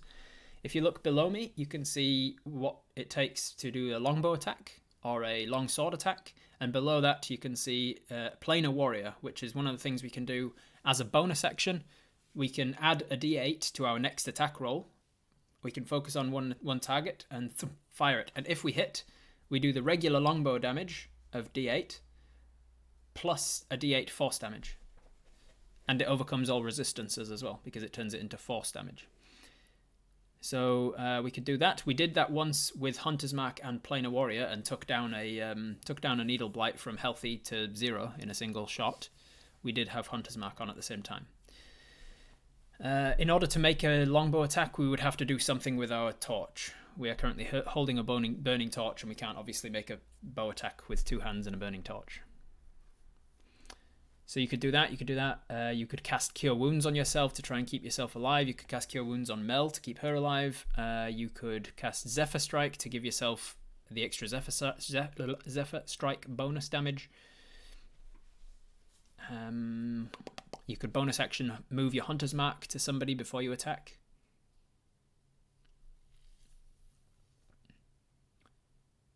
You could throw your torch at someone or run up to them and hit them with a torch like a club. So here's how rolling a new character works. Wave goodbye to your campaign, Rob and chat. Can we make like flaming arrows? Not in a single round, no.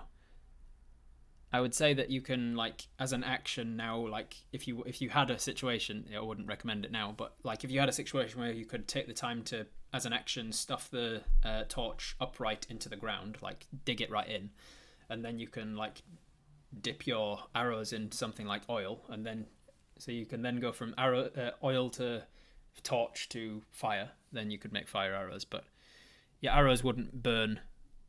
It's not like there's anything flammable on your arrows already, so you wouldn't be able to make flaming arrows. Light a longbow arrow? Nah, it's not going to work in a single action, I'm afraid. Planting the torch in the ground might deter them from coming this way if the pass is narrow enough. It might. Use the torch as the arrow. Put a torch in your bow and fire it. Well, at least we'll get an opportunity to see what it looks like to roll a new character. We did that for Apis, but yeah. If you can't do flaming arrows, then maybe throw the torch. Yeet the torch. I'm thinking shoot and run. Drop the torch, shoot with Planar Warrior, and then run. And don't forget that we've still got Inspiration and Lucky Horseshoe. So if we make an attack and miss, we can Inspiration roll it again. All right, so Spirit Goblin thinks Apis is of the mind of like, shit, man, I'm feeling wounded, and these things are coming after me incessantly. I need to back them away. So you drop the torch where you are. I'll draw it on the. Here you get the added bonus, Spirit Goblin, of seeing my amazing drawings. I get to draw freehand a little wooden club here. There you go, a little wooden club that you drop on the ground, and it's on fire, look.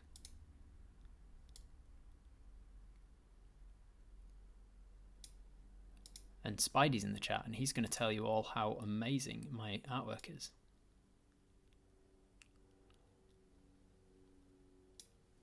Boom, a little flaming torch. Boom, magic. That's worth like 200 bits. Yay for more art. Oh, you're ever so kind to spare me those coins. You actually give me 200 bits. Thank you very much. Spirit Goblin. There it was. Shoot and run. So drop the torch, shoot with Planar Warrior, and then run. Sweet. So dropping the torch is a free action. Hopefully it deters them when they come through this like pinch point. And then as your bonus action, you Planar Warrior. You focus in on, and which one would you like to hit? Would you like to go for this one here or this one here? Or one of these two Twig Blights? Probably not. Which would you prefer to go for? The slightly closer one or the other one? Makes no real difference to me. So Apis drops the torch, focuses in the Planar Warrior ability. It's only like the third time I think you've used it. It's like the fifth time that you tried it, but the first two didn't really work. The southern one, because the eastern's further away. All right, cool. So you focus in on this guy down here. You bring your mind into the sense of like that prickly nature that comes from your adrenaline that's running through your body, but also this kind of goosebumpy feeling of the force energy around you. You use the force, TM, to focus in on this guy as you draw your longbow out and loose your arrow. It turns into magical force damage as it flies, and let's see if it hits with an attack longbow. Longbow attack. That's a 21 to hit. That is going to hit, even without needing inspiration or horseshoe. 21 to hit and damage of 7 plus roll a d8 extra. 1d8. 7 and 1, of course. Yay. That's 8 points of damage to this guy. With Horseshoe. Horseshoe is meant for d20s, but I'll allow it. I'll allow it. I think it's mainly more. It's more to do with encompassing your moment of happening to be lucky in a moment. So I don't really matter if you use your Horseshoe now. So in the chat here, do we want to use Horseshoe on that damage roll of the attack? I would roll. Let me just double check.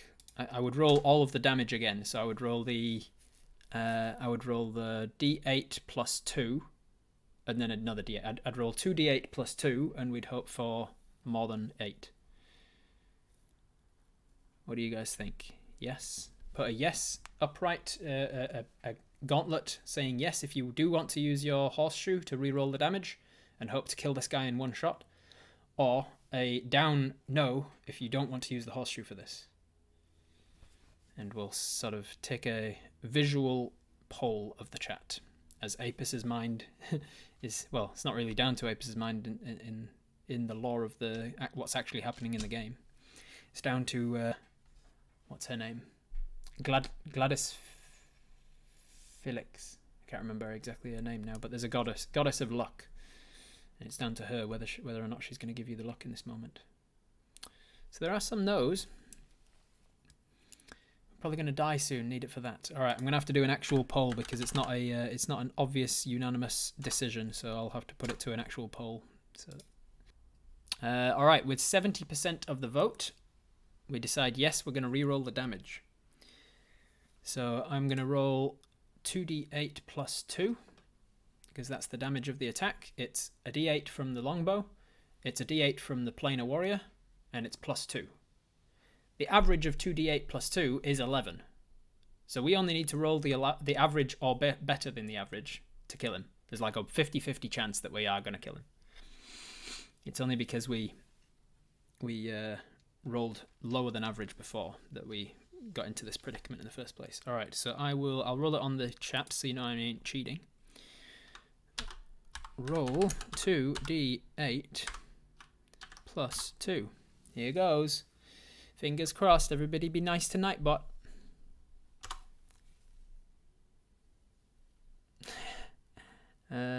Rolled 2d8 plus 2. Rolled. I got 2 8s. I literally got maximum damage. Nightbot for the win. For the win. Alright, so Nightbot. We did, 18 damage then. So we got 18 damage, which means there's 7 crossover damage. And look at this. Can you see it on your screen? Yes, you can. From us to this guy, all in a row. So I will say that with the crossover,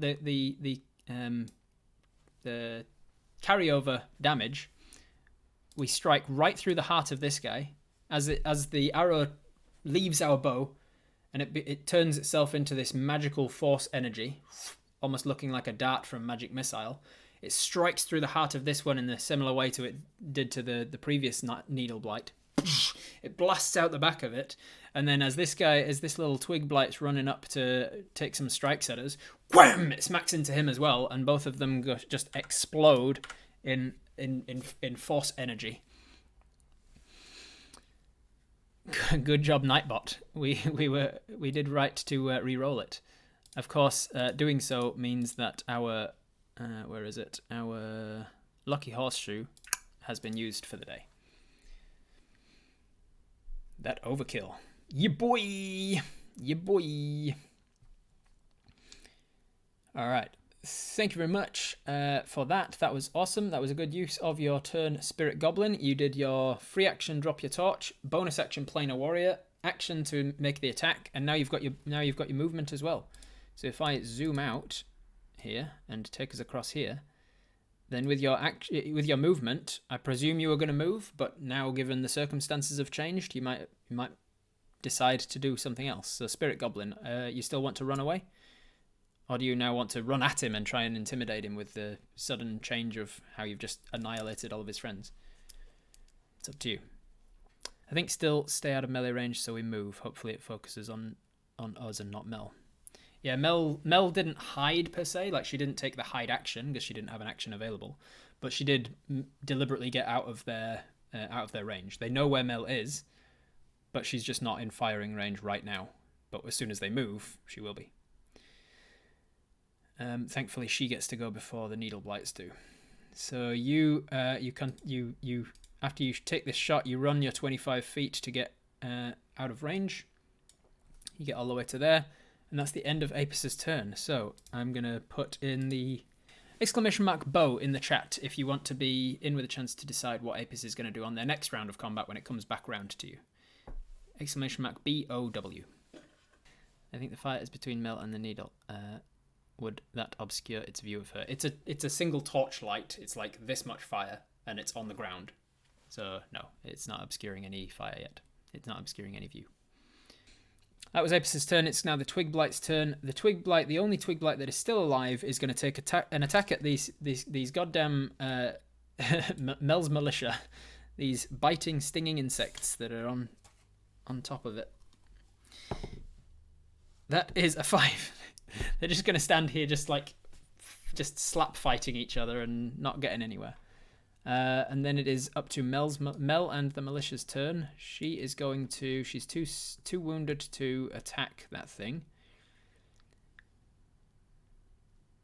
I wonder how far she can move, because she could actually fly over, kill this thing, and then fly up to like bury herself in this tree where that guy can't hit her with his needles.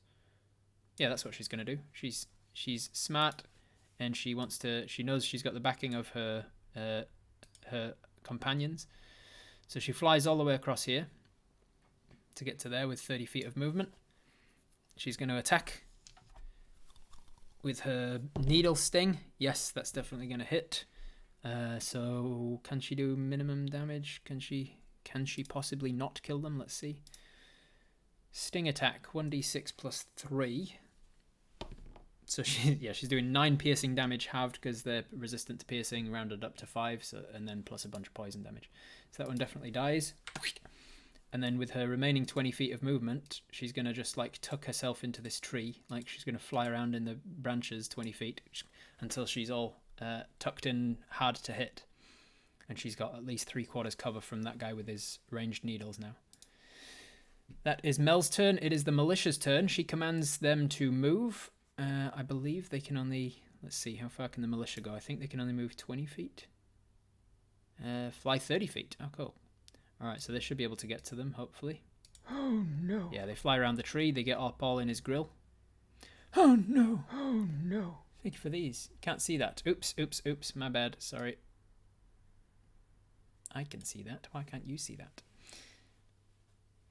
So what she did was she flew over here. She killed the thing that was standing here, and then she went like this, and she went back and forth and like hid herself in this tree. And then the militia, which were here, went around the tree and all the way to get in the grill of this needle blight. They managed to get all the way to him on their movement, so they can actually make an attack as well. The needle blights get probably a miss. Let's see. Needle blights, that's going to be a... Oh, no, not needle blights. Militia. It's going to be a +3. That's a 12 to hit. 12 is what they've got. 12 just hits. They just managed to bite at this needle blight.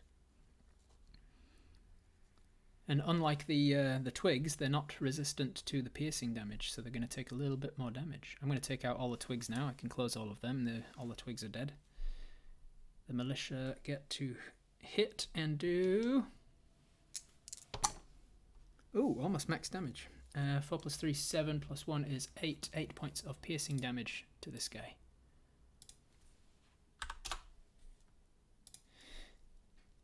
That is the needles. That's the militia, rather. Then it is the needle blight's turn. Ooh, his situation's just changed. Because if he now goes after you like he wanted to, he's going to get an attack from this militia, which might kill him. Zoom out, you totes profesh streamer. Totes profesh streamer, me. I know all of the things to do as a good streamer does.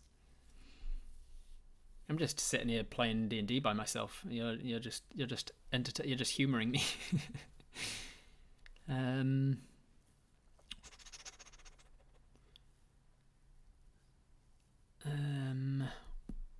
He's gonna have to try and kill the.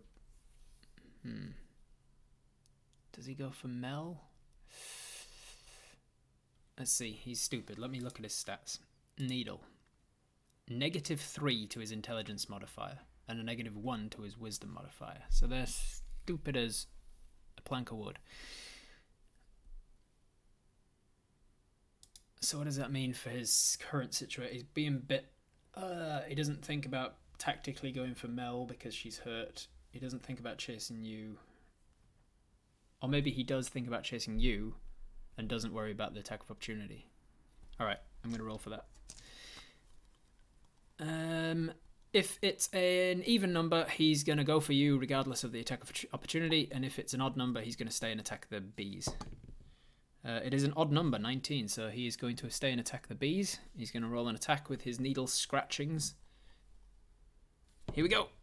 19 again. 19 plus stuff. That'll hit. So he hits the bees for how much damage? Not a great amount of damage, actually. Ugh. 4 plus 1, that's 5 points of piercing. Halved because they're resistant to piercing. Rounded up to 3. And those guys are down to just 10 hit points. So the militia is actually holding out really well. They haven't taken much damage yet. They're not even wounded. Alright, dumb as a bag of rocks. Alright, so Apis is up. We've got all the way around to Apis's turn with no extra issues for us. So let's roll it, see who comes up on top. It is going to be Mythical Turian. Mythical, can you make a little something in the chat to acknowledge that you're still here? Maybe put the little yes emote. There you are. Awesome. Mythical, what do you want to do now? You've got your action, your bonus action, and your movement. Apis is over here. Ran away, told Mel to follow. Mel instead went down here and killed the last Twig Blight and then hid in the trees. The militia is taking out this guy who is now wounded. I should put a little tag on him to say he's wounded. Bing, like that. What is it you want to do? He's the only last guy. He's the only guy left alive, to your knowledge. You don't see any other plants moving towards you or anything, and you've still got an inspiration if you need to use it. I suppose we could move and finish him with our bow. You could if you want. Yep. You've got a hunter's mark. You could move over, or you could plane a warrior. Sparrow says, "How close can we get in line of sight while still being next to the tree between us and him?" So line of sight. Let's have a little look, shall we? So line of sight from him is blocked by this tree here. If you're anywhere up here, effectively. So if you went into this region here, he would have 3/4 cover from behind this tree here. If you went down here, he would have like half cover, and if you went all the way here, he'd have no cover at all. Planer does do more than hunters, yes. I would suggest kill him, then we can long rest and heal up, and I reckon we need to pick up that torch or fire burn. Let's use that to plane a warrior and just boom. Alright, awesome. So Apis decides, crap, Mel didn't come, so they turn around to run after Mel and be like, "Hey, where'd you go? Come on, Mel, let's move." And you turn out you don't see them, but you do see this guy being swarmed by insects, and you're like, "Oh, actually, maybe we can take this guy out." And so quickly you draw another arrow, you take aim, you think real hard about the prickly feeling of the force around you. Take your breath and make an attack. Let's have a look. That is a 22 to hit. Thank you, Nightbot, for being so cool today. Been really useful. Damage of 4 plus the planar warrior, which I haven't even rolled yet, but that's going to be more than enough to kill it. Again, the force arrow sticks through its chest, exploding it outwards in a shower of pine needles that fly everywhere. Let it burn, we don't need these trees anymore.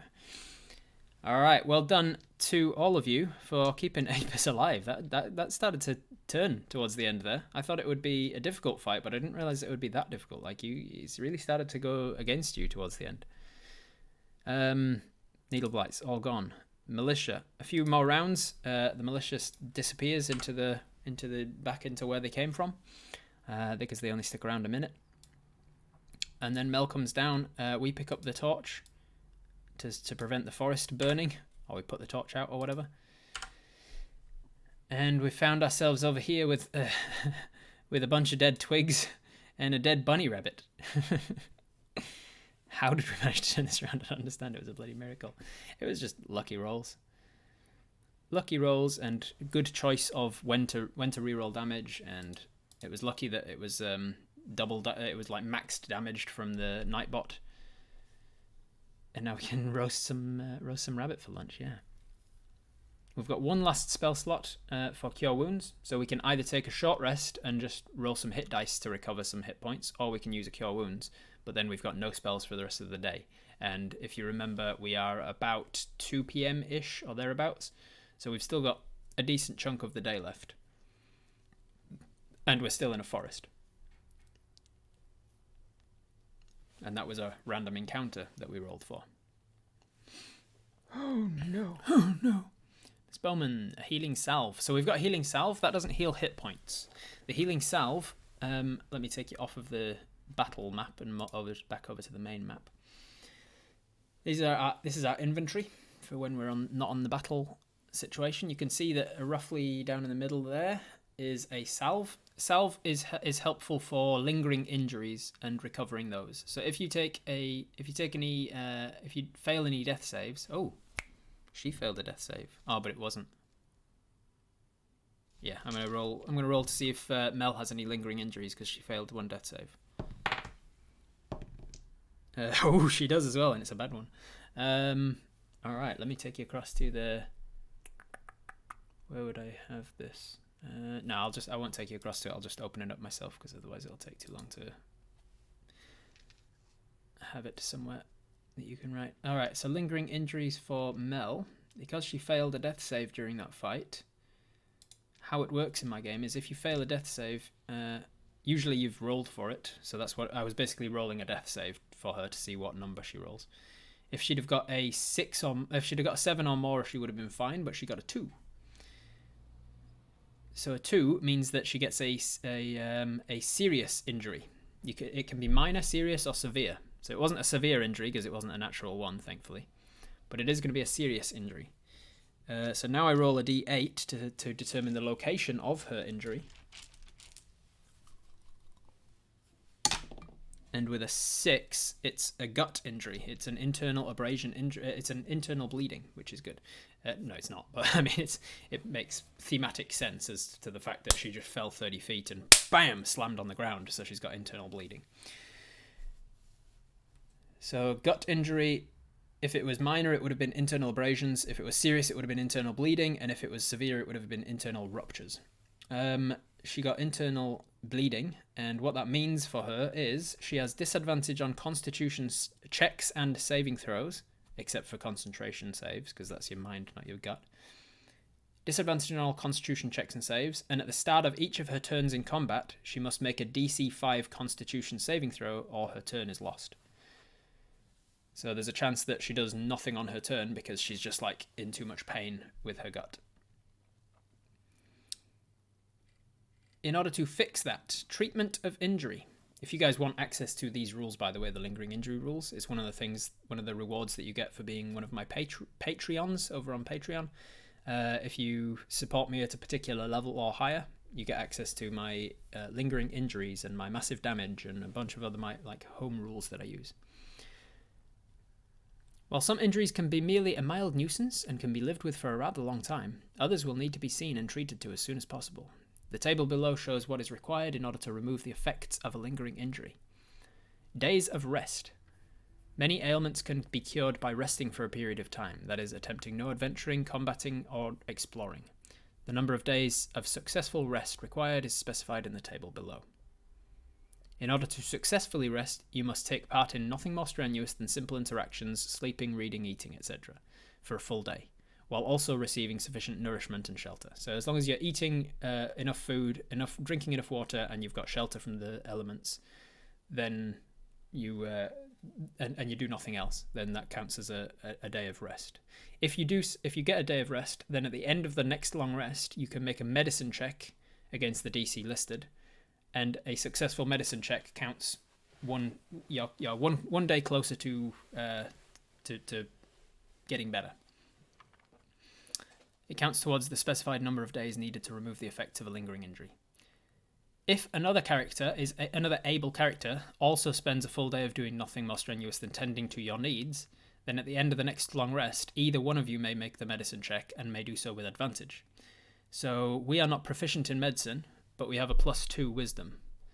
So if we were to spend a day tending to Mel, then we could make the medicine check on her behalf and could make it with advantage and a +2.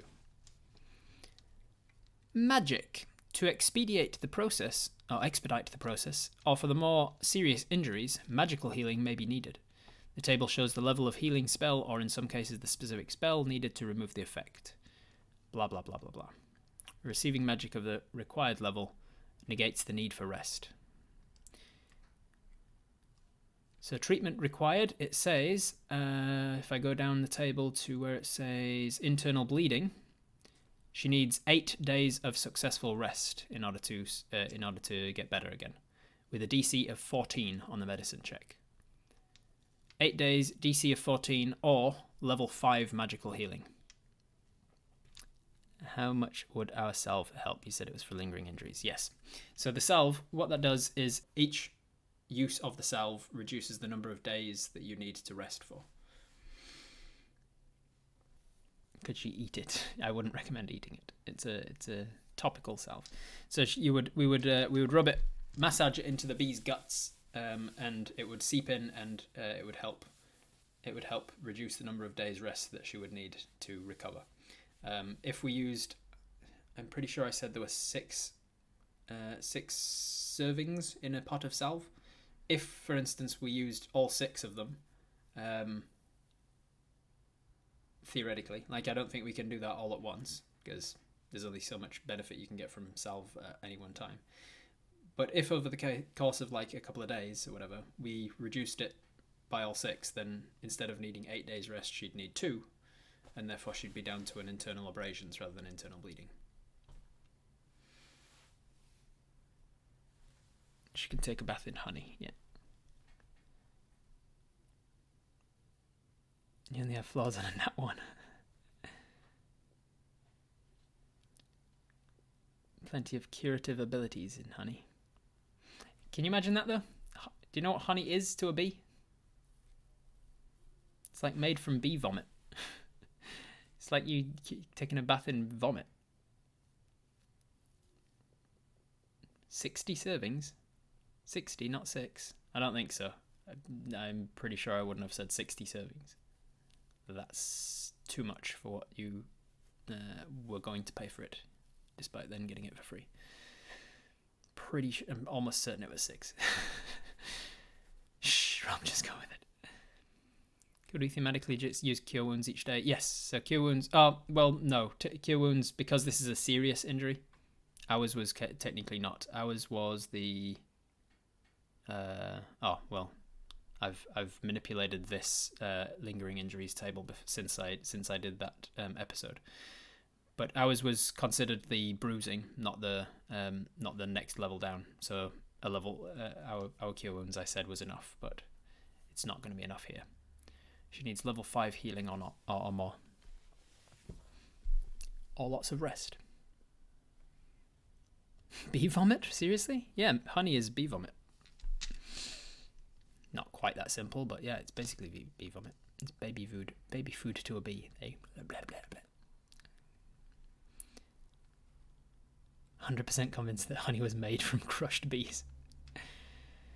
Send her home, short rest, hit die up, on with the quest. Bees eat honey as well, yes, they do. Yeah, they need... Yeah, lots of animals eat their own vomit. It is vomit, but it's also food for them. It's an all-purpose thing for them. But it doesn't change the fact that they have to vomit it up in order to fill the bathtub. Like if you said to Mel, like, oh, it'll be all right. We just need to give you a bath in honey. Can you just make some honey? And she'd be like, okay. Vomiting into the bathtub until it's all full, and then she'd get in and she'd be like, oh yeah, this is pleasant actually. Thanks for the suggestion. Anyway, we are in a position where we finished the fight. We look around, definitely nothing attacking us. We seem to have defeated anything in the area. We probably want to continue moving though, in case the pheromones, the pollen, is still attracting other creatures, other blights. We also probably want to at some point work out what the hell those things were that we just fought, because we've never fought plants before, and that was crazy. The amount of drive that they had to come after us, especially those needle ones. Seems like they were really gunning for something. So what do we want to do now, guys? We're in a position where we're surrounded by plant carcasses and a very heavily injured bee. We are feeling pretty injured as well. We have one spell slot left if we want to cast Cure Wounds. We can also regain hit points by taking a short rest. So do we want to keep moving to get away from here, or do we want to short rest here and then move? Do we want to Cure Wounds and then move? What do we feel like? I'm just kind of gauging response from the chat, not a particular poll or anything yet. She's in a tree. She can stay behind. Yeah, she could stay. We could leave Mel to just rest here for a while we go do other things. It's going to be a big pit of bodies at some point. I feel I know where this goes.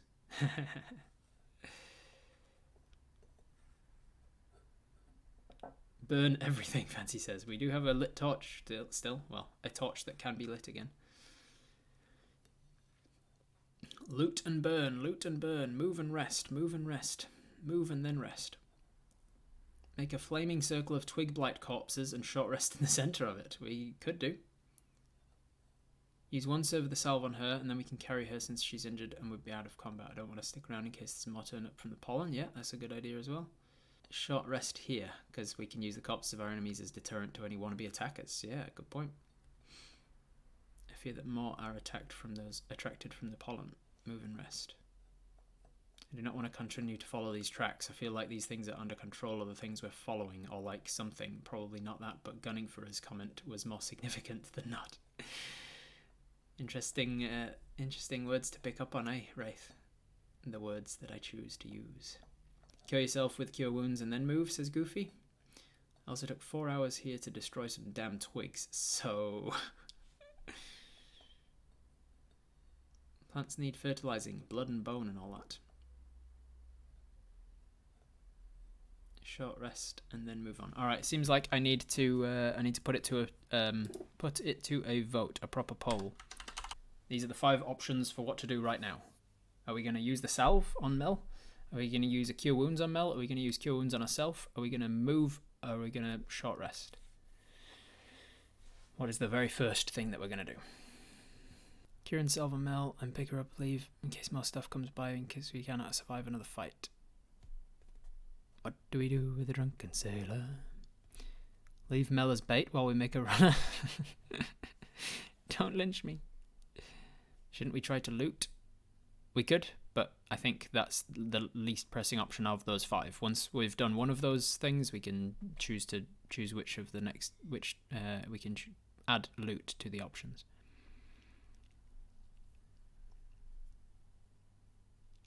Does Mel have hit dice? Yes, Mel does have hit dice, so she can spend one of her hit dice to recover points of her own if you do have a short rest.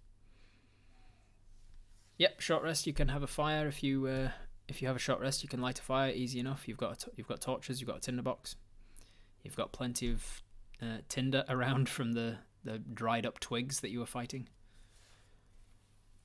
Loot is always the first concern. Salve Mel to make the rest more worthwhile. Yep, could do. Short rest here with 50% of the vote, just. All right, so in order, we had half of everybody who voted to have a short rest here. Quarter of them said to use the salve on Mel. 15% said to use Cure Wounds on Mel. Only 8% said to move on, and only 4% said to use Cure Wounds on yourself. So we're going to start a short rest. So we're going to... so Apis decides the most pressing thing to do. They've got a lot of things going through their mind, but the most pressing thing Apis decides is to have a short rest, so that they can get their breath back. So we drag all of the corpses of all of the bad guys around us and like put them in a fire. We put them in a pit, a pile, and start setting fire to it, and like have a little short rest around it. Make sure that we've got enough access to fire to scare them away, because we definitely noticed that the Twig Blights were scared of fire, even if the Needle Blights weren't. We start having a short rest. So on a short rest, you can choose to roll. The way that I do short rests in my game is instead of it taking an entire hour, it takes only half an hour, but you can only roll 1 hit die per half hour that you spend resting. So we have, at level 3, we have 3 hit dice that we can roll to recover hit points on a short rest. We haven't used any yet, so we've still got 3 available hit die to us. Do we want to roll one to recover some hit points? I'm going to put it to a poll.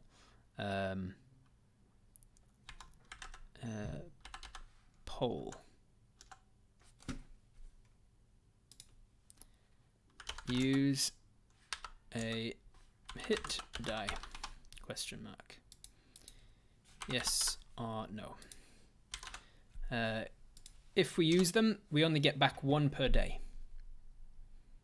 That's another change that I made to the game, is that you can use 1 per half hour that you rest, and you only get back 1 of them per day. So it's a quick decision to be made. Do we want to use 1? We can basically use 1 for free every day. But if you use 2 or 3 of them, you start to like go, ooh, we're running out of resources here. All right, 100% of people saying yes, we're going to use a hit dice. So we are going to spend 1 of our hit dice, which as a ranger is a D10, I think. I don't play rangers enough, so I'm just going to double check that. Hit points, D10, yeah. A D10 per your ranger level.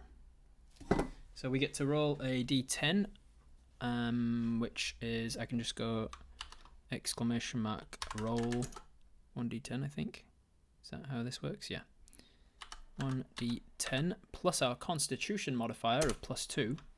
So we got 5 hit points back. So let's go back over to that. Oops, no, not this one. Not lingering injuries, not home brewery. There we go. Apis. So instead of 9, we got 5 extra hit points back from that first rest. We're still wounded after that first rest. So we rolled our hit dice from that first short rest. Mel is going to roll her hit dice, which is for her, let me check, I think it's a D8. Yeah, it's a D8 for her, which is why she doesn't have as many hit points as us. Let's just roll it on, actually I'll just roll it in front of me. Where is it? D8, here we go. 8, yeah boy. 8 plus her constitution modifier. What is Mel's con mod? +1, so she got 9 hit points back from that first rest. So 9 plus 3 is 12 hit points. She is back up to not wounded, but she's still about half hit points. So after half an hour of sitting and chilling and enjoying the area with a bit of a blazing campfire from this thing, we're not exactly we're not encountered by any other blights during that half hour. So we realized that they obviously didn't, the pheromones that they were releasing weren't getting far enough into the forest to attract any others. And these guys, the ones that we killed quickly enough that they weren't able to release enough spores to attract others. So the dead twig blights and things, or perhaps maybe actually it's the smell of burning twig blights that warns the others away from the area. One thing we do notice though, ketchup poo. Hyper-realism art. Yeah, I know, right? One thing we do realize, this thing wears off. What is that? As we're putting them together, as we're dragging these twig blights and stuff around, we realize that each of them has sap that is seeping out of it in a very blood-like way. It's quite thin sap and it's quite red, and it has an irony kind of taste smell to it as well. So there's a good chance that these plant creatures are bleeding. So we burn them, and the smell of burning blight might have been enough to scare any others away that were in the area. But for whatever reason, we are not attacked by any more of them, it seems, as we have a half an hour short rest. So at the end of that half-hour short rest, we recover a few hit points ourselves as we sort of catch our breath and everything. We cook the rabbit. Yeah, why not? We waste not, want not. We cook that rabbit up stick it on a spit, roast it round, and eat some rabbit. At the end of that short rest, I think that's probably... Should we leave it there, or should we... Let's decide. Let's put it to a vote, sort of what we do next, and then we can decide... then we can pick up there next time, so that the decision to make is still kind of fresh in our mind. Can we salve Mel now? Yeah. So now we've had a bit of time. We realise we're not getting attacked by any more.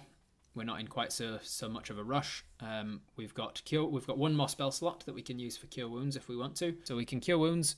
We can put a salve on her to help with her lingering injury. And we can, if we want, take another short rest. Mel's doing better than us right now, yeah. Mel's actually not wounded, whereas we are. We've got more hit points objectively, but she's actually more than half of her hit points maximum. Alright, so another poll. Here we go. So there you go. You've got 1 minute to decide what are we going to do now. Do we put some salve on Mel? Do we cure wounds her? Do we cure wounds us? Or do we have a short rest again? Do we extend this short rest another half hour? This is why I don't have people or creatures with me in campaigns, stealing all of my heals. Can't long rest yet, Goofy, because it's only like 2:30 in the afternoon, or the equivalent. We won't get the benefit from a long rest until the end of the day. Salve Mel with 79% of the vote. So we unscrew the bottle of salve that we've got unopened, unused, and we start to use this salve. To rub it into the coarse hair-like furish belly of this bee. It's quite fuzzy and comforting, like a big cuddly toy. A little bit coarser than a cuddly toy though. And we rub it in as she's sitting for the half hour, complaining that her guts are hurting, and that's when we realise she's got some sort of injury that she sustained for the fight. So you think the salve might help. And you rub it in, and she seems to feel like it's helped a little, but it's still some time away from fully finishing. So you've used that on her. That's going to help for the day. That's the only time you can put the salve on per day, but you can do so again tomorrow if you feel it'll help. I think that's where we're going to leave it. Down to... yeah, we used the torch up now, so we're down to 9 torches. There we go. Torches number. We've got 9 of them. I think that's where we'll leave it. I'm flagging. I'm going all over the place, so I think I'll leave it there. 59 uses left. Innocent look. No, we now have 5 uses of the salve left. But you've got some salve. You've got one more spell slot that you haven't used yet, and you are going to start here next time, deciding what to do and which direction to go, and why there are creatures made of plant material that seem to bleed out here in this in the beginnings of the Great Expanse.